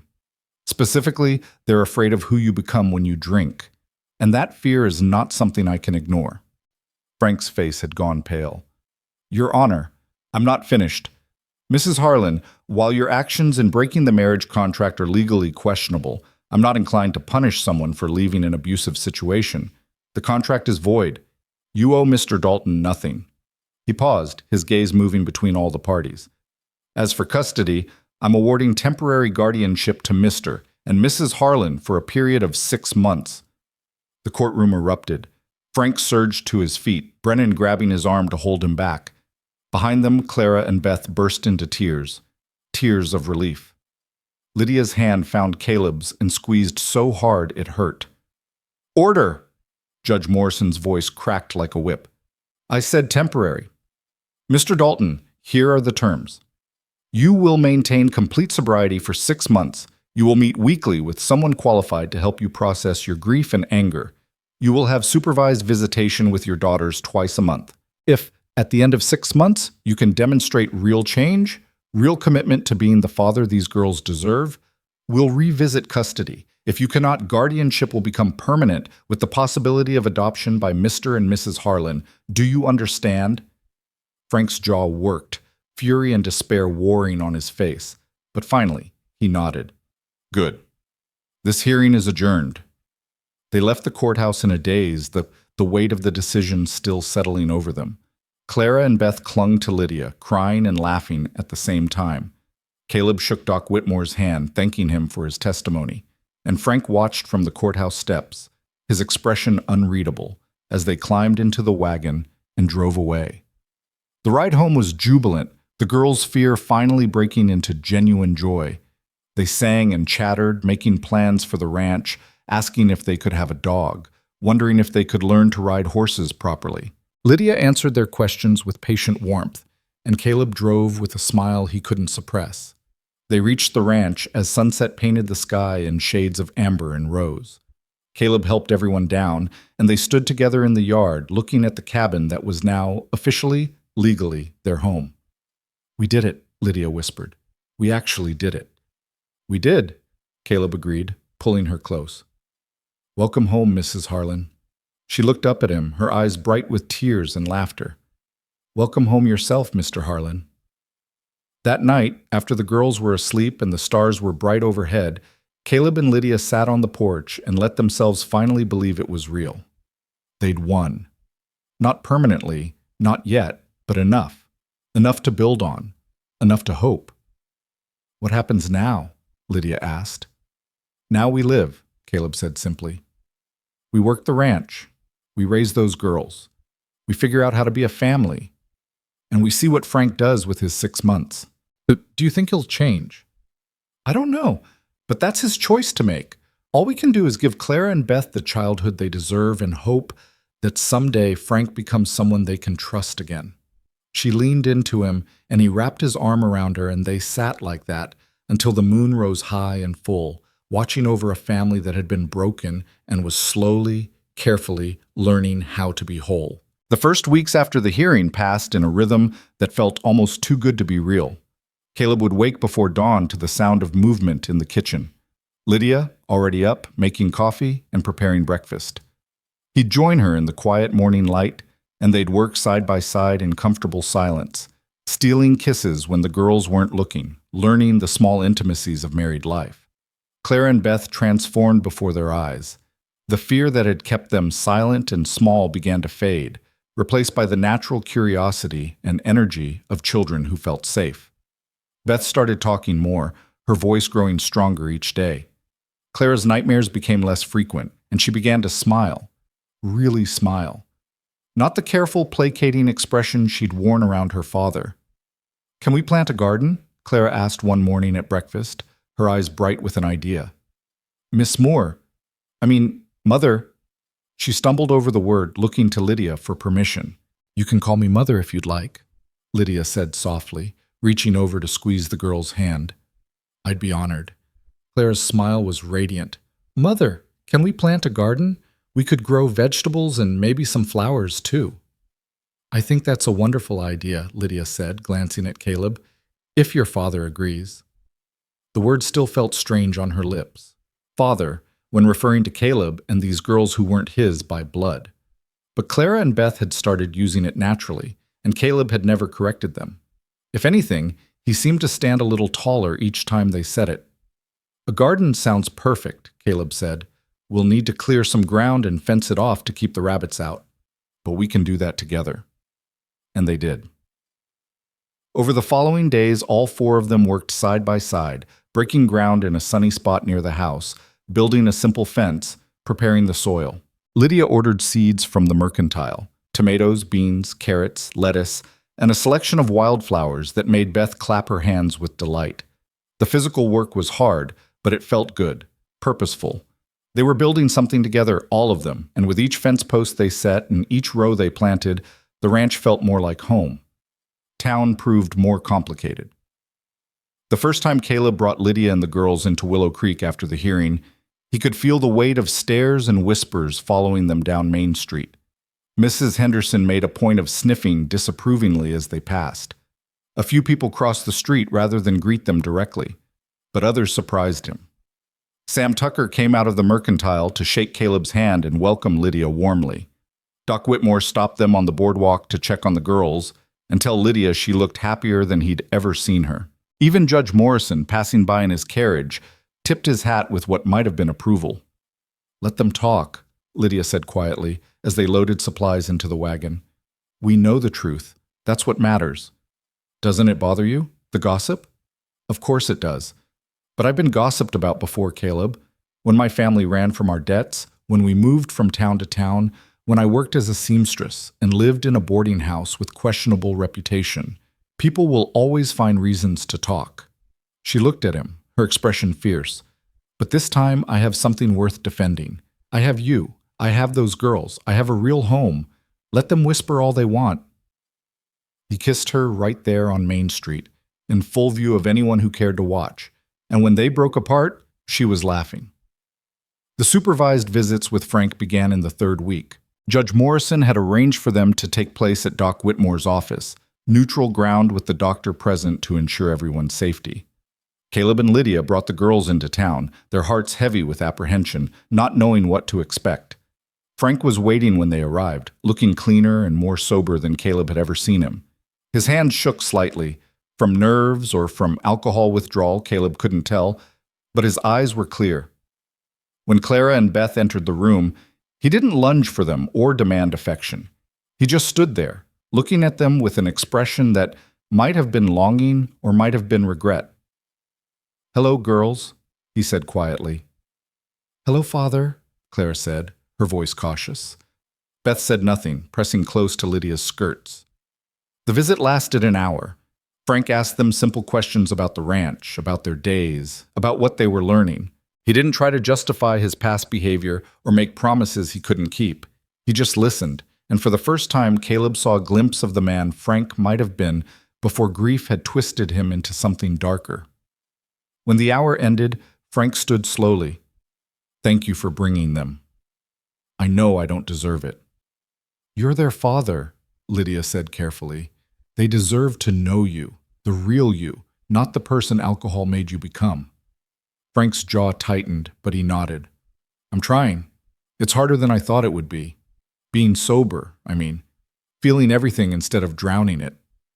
"Keep trying," Caleb said, surprising himself. "Those girls need to see that people can change, that mistakes don't have to be permanent."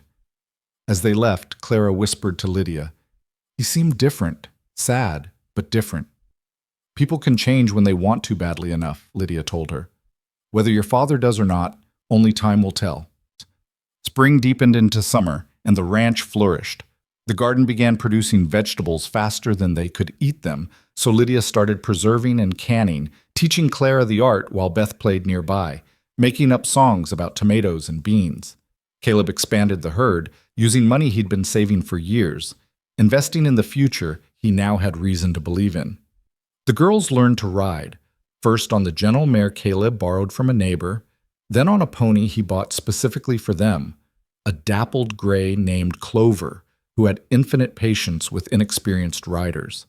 Beth named all the chickens and cried when one of them became dinner, so Caleb quietly bought more chickens and designated them as laying hens only, not for eating.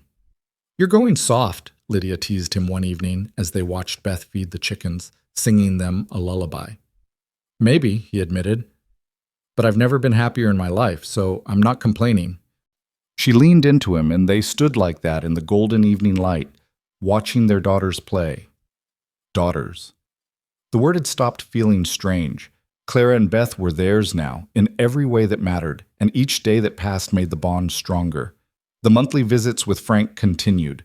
Sometimes he seemed better, more present, more engaged with the girls. Other times he looked hollow, like a man barely holding himself together. But he never missed a visit. He never showed up drunk. And slowly, almost imperceptibly, Clara and Beth began to relax around him. "He asked about school," Clara reported after one visit in late summer. "He asked if we were learning to read properly and if we liked arithmetic. He remembered that I used to like arithmetic." "That's good," Lydia said carefully. "That means he's thinking about you, really thinking, not just going through the motions." "Do you think he'll get better? Really better?" Lydia exchanged a glance with Caleb. They'd talked about this question many times, late at night when the girls were asleep. How much hope should they give? How honest should they be about the statistics that said most men like Frank never truly changed? "I think he's trying," Lydia said finally, "and that's more than he was doing before. Whether trying is enough, well, we'll find out when the 6 months are up." As summer faded into autumn, a new development changed everything. Lydia had been feeling unwell for weeks, tired, queasy, unable to keep breakfast down. At first she attributed it to the change in weather, or perhaps something she'd eaten, but when the symptoms persisted, Doc Whitmore confirmed what she'd begun to suspect. She was pregnant. Caleb's reaction when she told him was everything she could have hoped for, and more. He'd been in the barn when she found him, and when she spoke the words, he dropped the tools he was holding and pulled her into his arms so tightly she could barely breathe. "Are you sure?" he asked, his voice thick with emotion. "Doc confirmed it this morning. I'm about 8 weeks along, he thinks. Due in the spring." Caleb pulled back to look at her, his hands framing her face, his eyes bright with tears he didn't bother to hide. "We're having a baby." "We're having a baby," she confirmed, laughing through her own tears. He kissed her then, tender and reverent, his hand moving to rest gently on her still flat stomach. "I love you. I love you so much, Lydia. I love you too. I love the life we've built. I love that we get to bring a child into this home we've made together." Telling the girls that evening was its own kind of joy. They'd gathered around the table after supper, and Lydia had taken a deep breath before speaking. "Clara, Beth, we have something to tell you. Something wonderful." Both girls looked up with curious eyes. "You're going to be big sisters," Caleb said, his voice warm. "Your mother is going to have a baby." For a moment, silence. Then Beth's face lit up like sunrise. "A baby? A real baby?" "A real baby," Lydia confirmed. "In the spring." Claire's expression was more complicated, joy mixed with something that might have been worry. Will you still have room for us when the baby comes? Lydia's heart broke a little at the question. She reached for Clara's hand, squeezing tight. Oh, sweetheart, of course. You're our daughters. Nothing will ever change that. The baby isn't replacing you. It's adding to our family, making it bigger and fuller and even more wonderful. But blood matters, Clara said quietly. Everyone says blood matters. And we're not really yours. Not like the baby will be. Caleb spoke then, his voice firm. Clara, look at me. Blood doesn't make a family. Love does. Showing up every day does. Caring for each other does. You and Beth are my daughters in every way that counts. The baby coming doesn't change that. It just means you'll get to teach someone all the things we've taught you. You'll get to show them how to be brave and kind and strong. Clara's eyes filled with tears, but she was smiling. I'd like that. Teaching someone to be brave. Then that's what you'll do, Lydia said. You'll be the best big sisters any child could ask for. The 6-month deadline approached with a mixture of anticipation and dread. Frank's progress had been steady, but not dramatic. He'd maintained his sobriety, attended his counseling sessions, never missed a supervised visit. Doc Whitmore reported that the man seemed genuinely committed to change, but old patterns died hard, and grief and anger were wounds that took time to heal. The final hearing was scheduled for a cold November morning. Caleb and Lydia arrived at the courthouse with the girls, all of them dressed carefully, nervously. Frank was already there with his lawyer, and Caleb was struck by how different the man looked. Thinner, yes, but also more solid somehow, less hollowed out by rage and alcohol. Judge Morrison called the hearing to order with his usual formality. We're here to review the temporary guardianship arrangement and determine permanent custody of Clara and Beth Dalton. Mr. Dalton, I've read the reports from your counselor and from Doc Whitmore. By all accounts, you've fulfilled the requirements I set. You've remained sober, you've engaged in treatment, and you've maintained regular visitation. Is that accurate? Yes, Your Honor, Frank said. His voice was steady, but Caleb could see the tension in his shoulders. And how do you feel about your daughter's current living situation? Frank was quiet for a moment, his eyes moving to where Clara and Beth sat behind Caleb and Lydia. When he spoke, his voice was rough with emotion. They're thriving, anyone can see that. Clara's reading at a higher level than she was 6 months ago. Beth talks now, really talks, about things she likes and dreams she has. They're not afraid anymore. He paused, swallowing hard. They're not afraid, and that's because they're with people who know how to love them properly, who don't turn into monsters when life gets hard. Are you saying you want to relinquish custody? Judge Morrison's eyebrows rose. I'm saying I want what's best for my daughters, and I've had 6 months to realize that what's best for them isn't necessarily being with me.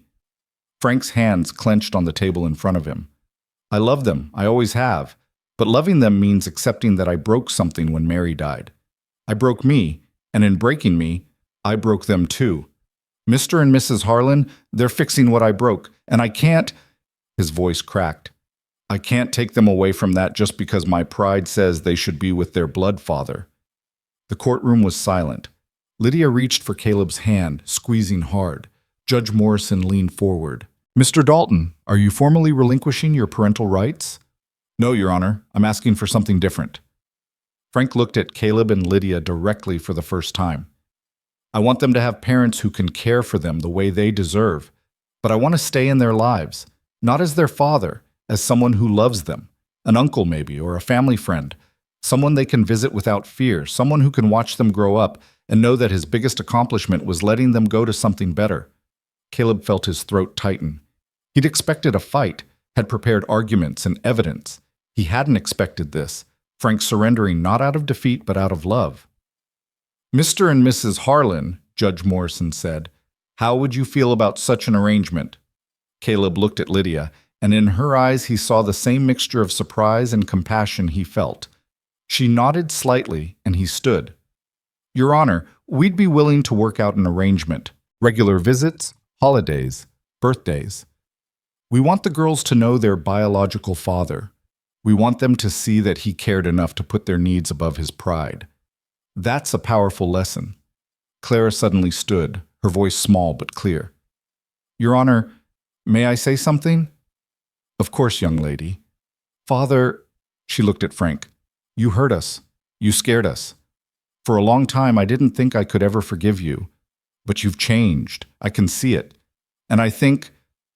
She glanced at Beth, who nodded encouragingly. I think we'd like to know you, not living with you, but knowing you, if that makes sense. Frank's face crumpled, and for a moment Caleb thought the man might break down entirely. But he held himself together, nodding once. Judge Morrison sat back, a slight smile on his weathered face. Well then, seems we've reached an agreement that everyone can live with. I'm making the guardianship permanent, Mr. and Mrs. Harlan, you are now the legal guardians of Clara and Beth Dalton, with full parental rights and responsibilities. Mr. Dalton, you'll retain visitation rights, unsupervised, given your progress, but scheduled through the Harlans. Does everyone agree to these terms? Yes, Your Honor, came the chorus of voices. Then this hearing is concluded, and may I say... The judge's stern expression softened. This is how the legal system is supposed to work. Everyone putting the children's needs first. I'm proud of all of you. They left the courthouse into weak November sunshine. Frank stood on the steps, looking uncertain, and Lydia surprised everyone by approaching him. Thank you, she said quietly. What you did in there, putting them first, that took courage. Frank's eyes were red-rimmed. I just want them to be happy. I want them to have what I couldn't give them. You gave them life, Lydia said, and you gave them the chance at something better. That's not nothing, Frank. He nodded, unable to speak, then crouched down as Clara and Beth approached cautiously. Can we hug you? Beth asked, her voice small. Frank's answer was lost in tears as both girls wrapped their arms around him. It was brief, but it was genuine, and when they pulled away, something had shifted. Forgiveness, perhaps, or at least the beginning of it. Winter settled over the prairie with a gentleness that belied its reputation. Snow came in soft dustings rather than blizzards, and the cabin stayed warm with the fire Caleb kept burning. Lydia's pregnancy progressed smoothly, her belly rounding under layers of wool and flannel. Clara and Beth hovered over her protectively, bringing her tea and asking endless questions about babies. Christmas came, and they celebrated simply, gifts made by hand, a tree decorated with paper chains and popcorn strings, carols sung around the fire. Frank joined them for dinner, bringing carved wooden toys he'd made for the girls and a cradle for the coming baby that made Lydia cry. I worked on it for weeks, he said gruffly. Figured the least I could do was make sure my grandbaby... He stopped, correcting himself. Your baby has somewhere safe to sleep. It's beautiful, Frank, Caleb said, examining the craftsmanship. Really beautiful. Thank you. It was the first holiday any of them had spent without fear or tension, and the peace of it felt like its own kind of miracle. Winter melted into spring, and with the warming weather came new life. The garden that Clara had planted months ago began showing green shoots. The cattle produced healthy calves. And on a morning when the prairie was covered in wildflowers and the sky was impossibly blue, Lydia's labor began. Doc Whitmore arrived within the hour, calm and efficient, while Caleb paced the cabin like a caged animal. Clara and Beth had been sent to stay with Sam Tucker and his wife, sparing them the worry, leaving Caleb alone with his fear and his prayers to anyone who might be listening. The labor was long, longer than Doc would have liked, but by late afternoon, a baby's cry filled the cabin. Caleb rushed into the bedroom to find Lydia exhausted but smiling, cradling a tiny bundle wrapped in soft blankets. It's a boy, she said, her voice hoarse. We have a son. Caleb sank onto the edge of the bed, tears streaming freely down his face as he looked at the impossibly small person they'd created together. His son. Their son. He's perfect, he whispered. Lydia, he's perfect. What should we name him? They discussed names for months, running through options and rejecting most of them.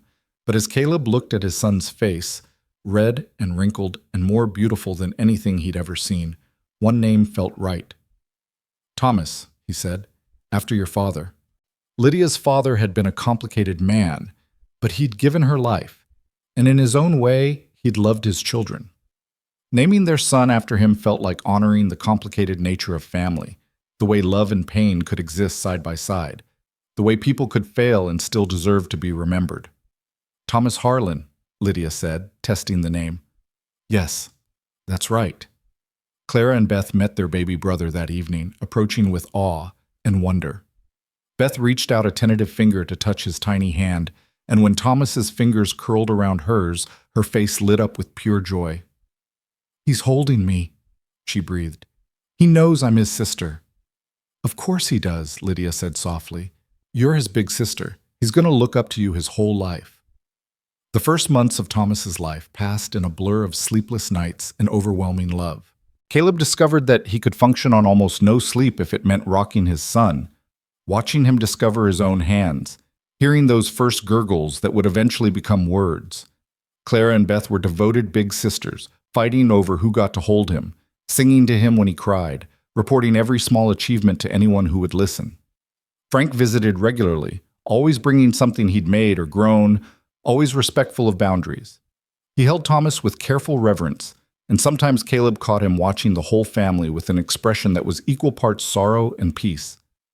Frank would never have back what he'd lost, but he'd found a way to be part of something good despite his failures.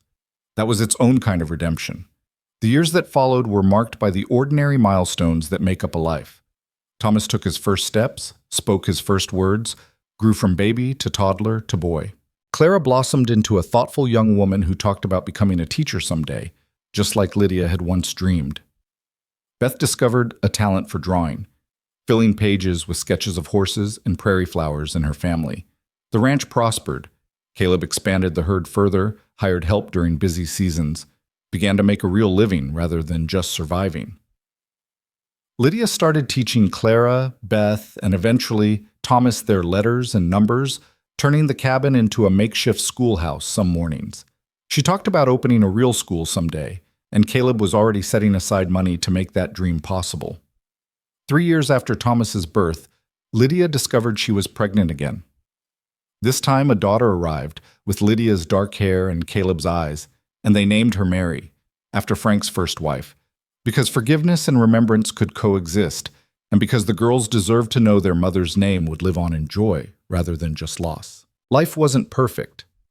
There were hard seasons when the cattle market dropped, winters when illness swept through the family, moments of frustration and exhaustion and doubt. But there was also laughter ringing through the cabin, children's footsteps thundering across the porch, Lydia's voice singing as she worked, Caleb's arms strong and steady around his growing family. One evening, nearly 5 years after that day at the depot, Caleb stood on his porch watching the sun set over his land. Lydia joined him, baby Mary on her hip, and they stood in comfortable silence watching their children play. Clara teaching Beth to braid Thomas's hair while he squirmed and protested, all three of them laughing. "Do you ever think about how different it could have been?" Lydia asked quietly. "If I'd married Frank, if you hadn't been at the depot that day?" "Sometimes," Caleb admitted, "but not with regret. If things had gone differently, we wouldn't have this. Exactly this. These children, this moment, this life." "Frank told me last week that he's courting someone," Lydia said. "A widow from the next county. He seems happy, nervous, but happy." "Good for him. Everyone deserves a second chance." "Even us?" Caleb turned to look at her, this woman who'd been his first love and his last, who'd disappeared and returned, who'd given him everything he'd ever wanted without even knowing that was what she was doing. "Especially us," he said, pulling her close. "We didn't get a second chance, Lydia. We got our first chance, finally. After 18 years of waiting, we got to live the life we were always meant to live." She leaned into him, Mary cooing between them, and they watched the sun paint the sky in shades of gold and crimson while their children played and the prairie wind carried the scent of growing things and possibility.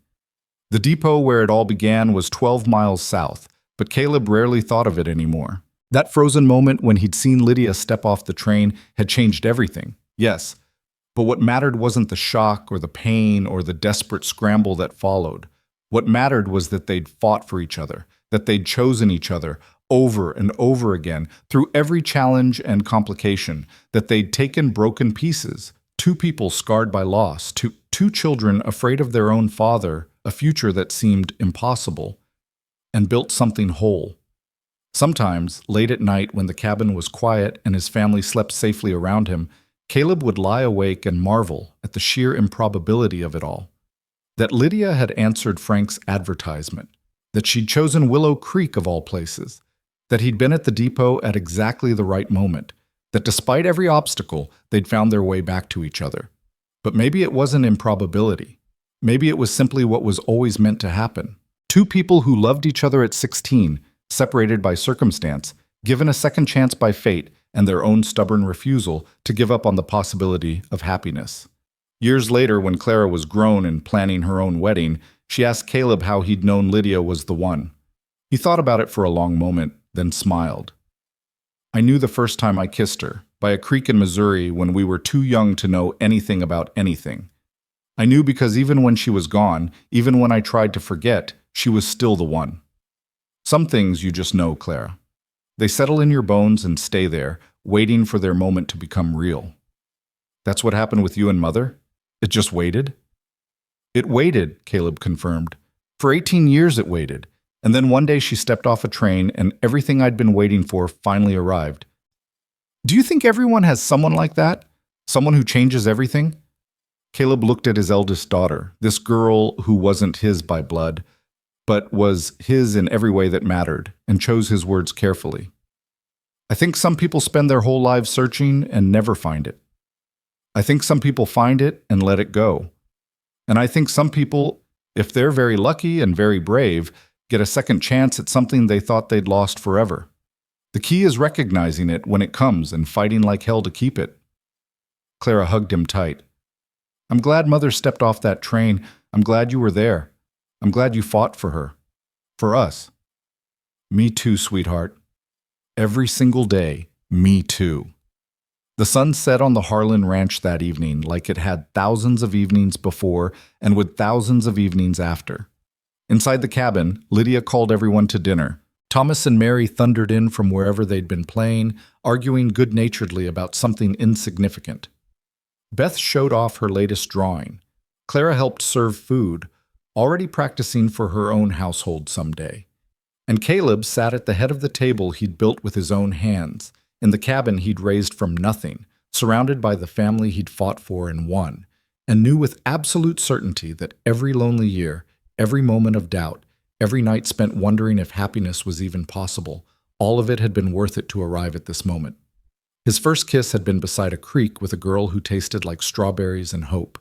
His last kiss would be with that same girl, grown into a woman, a wife, a mother, his partner in building a life that neither of them could have imagined when they were young.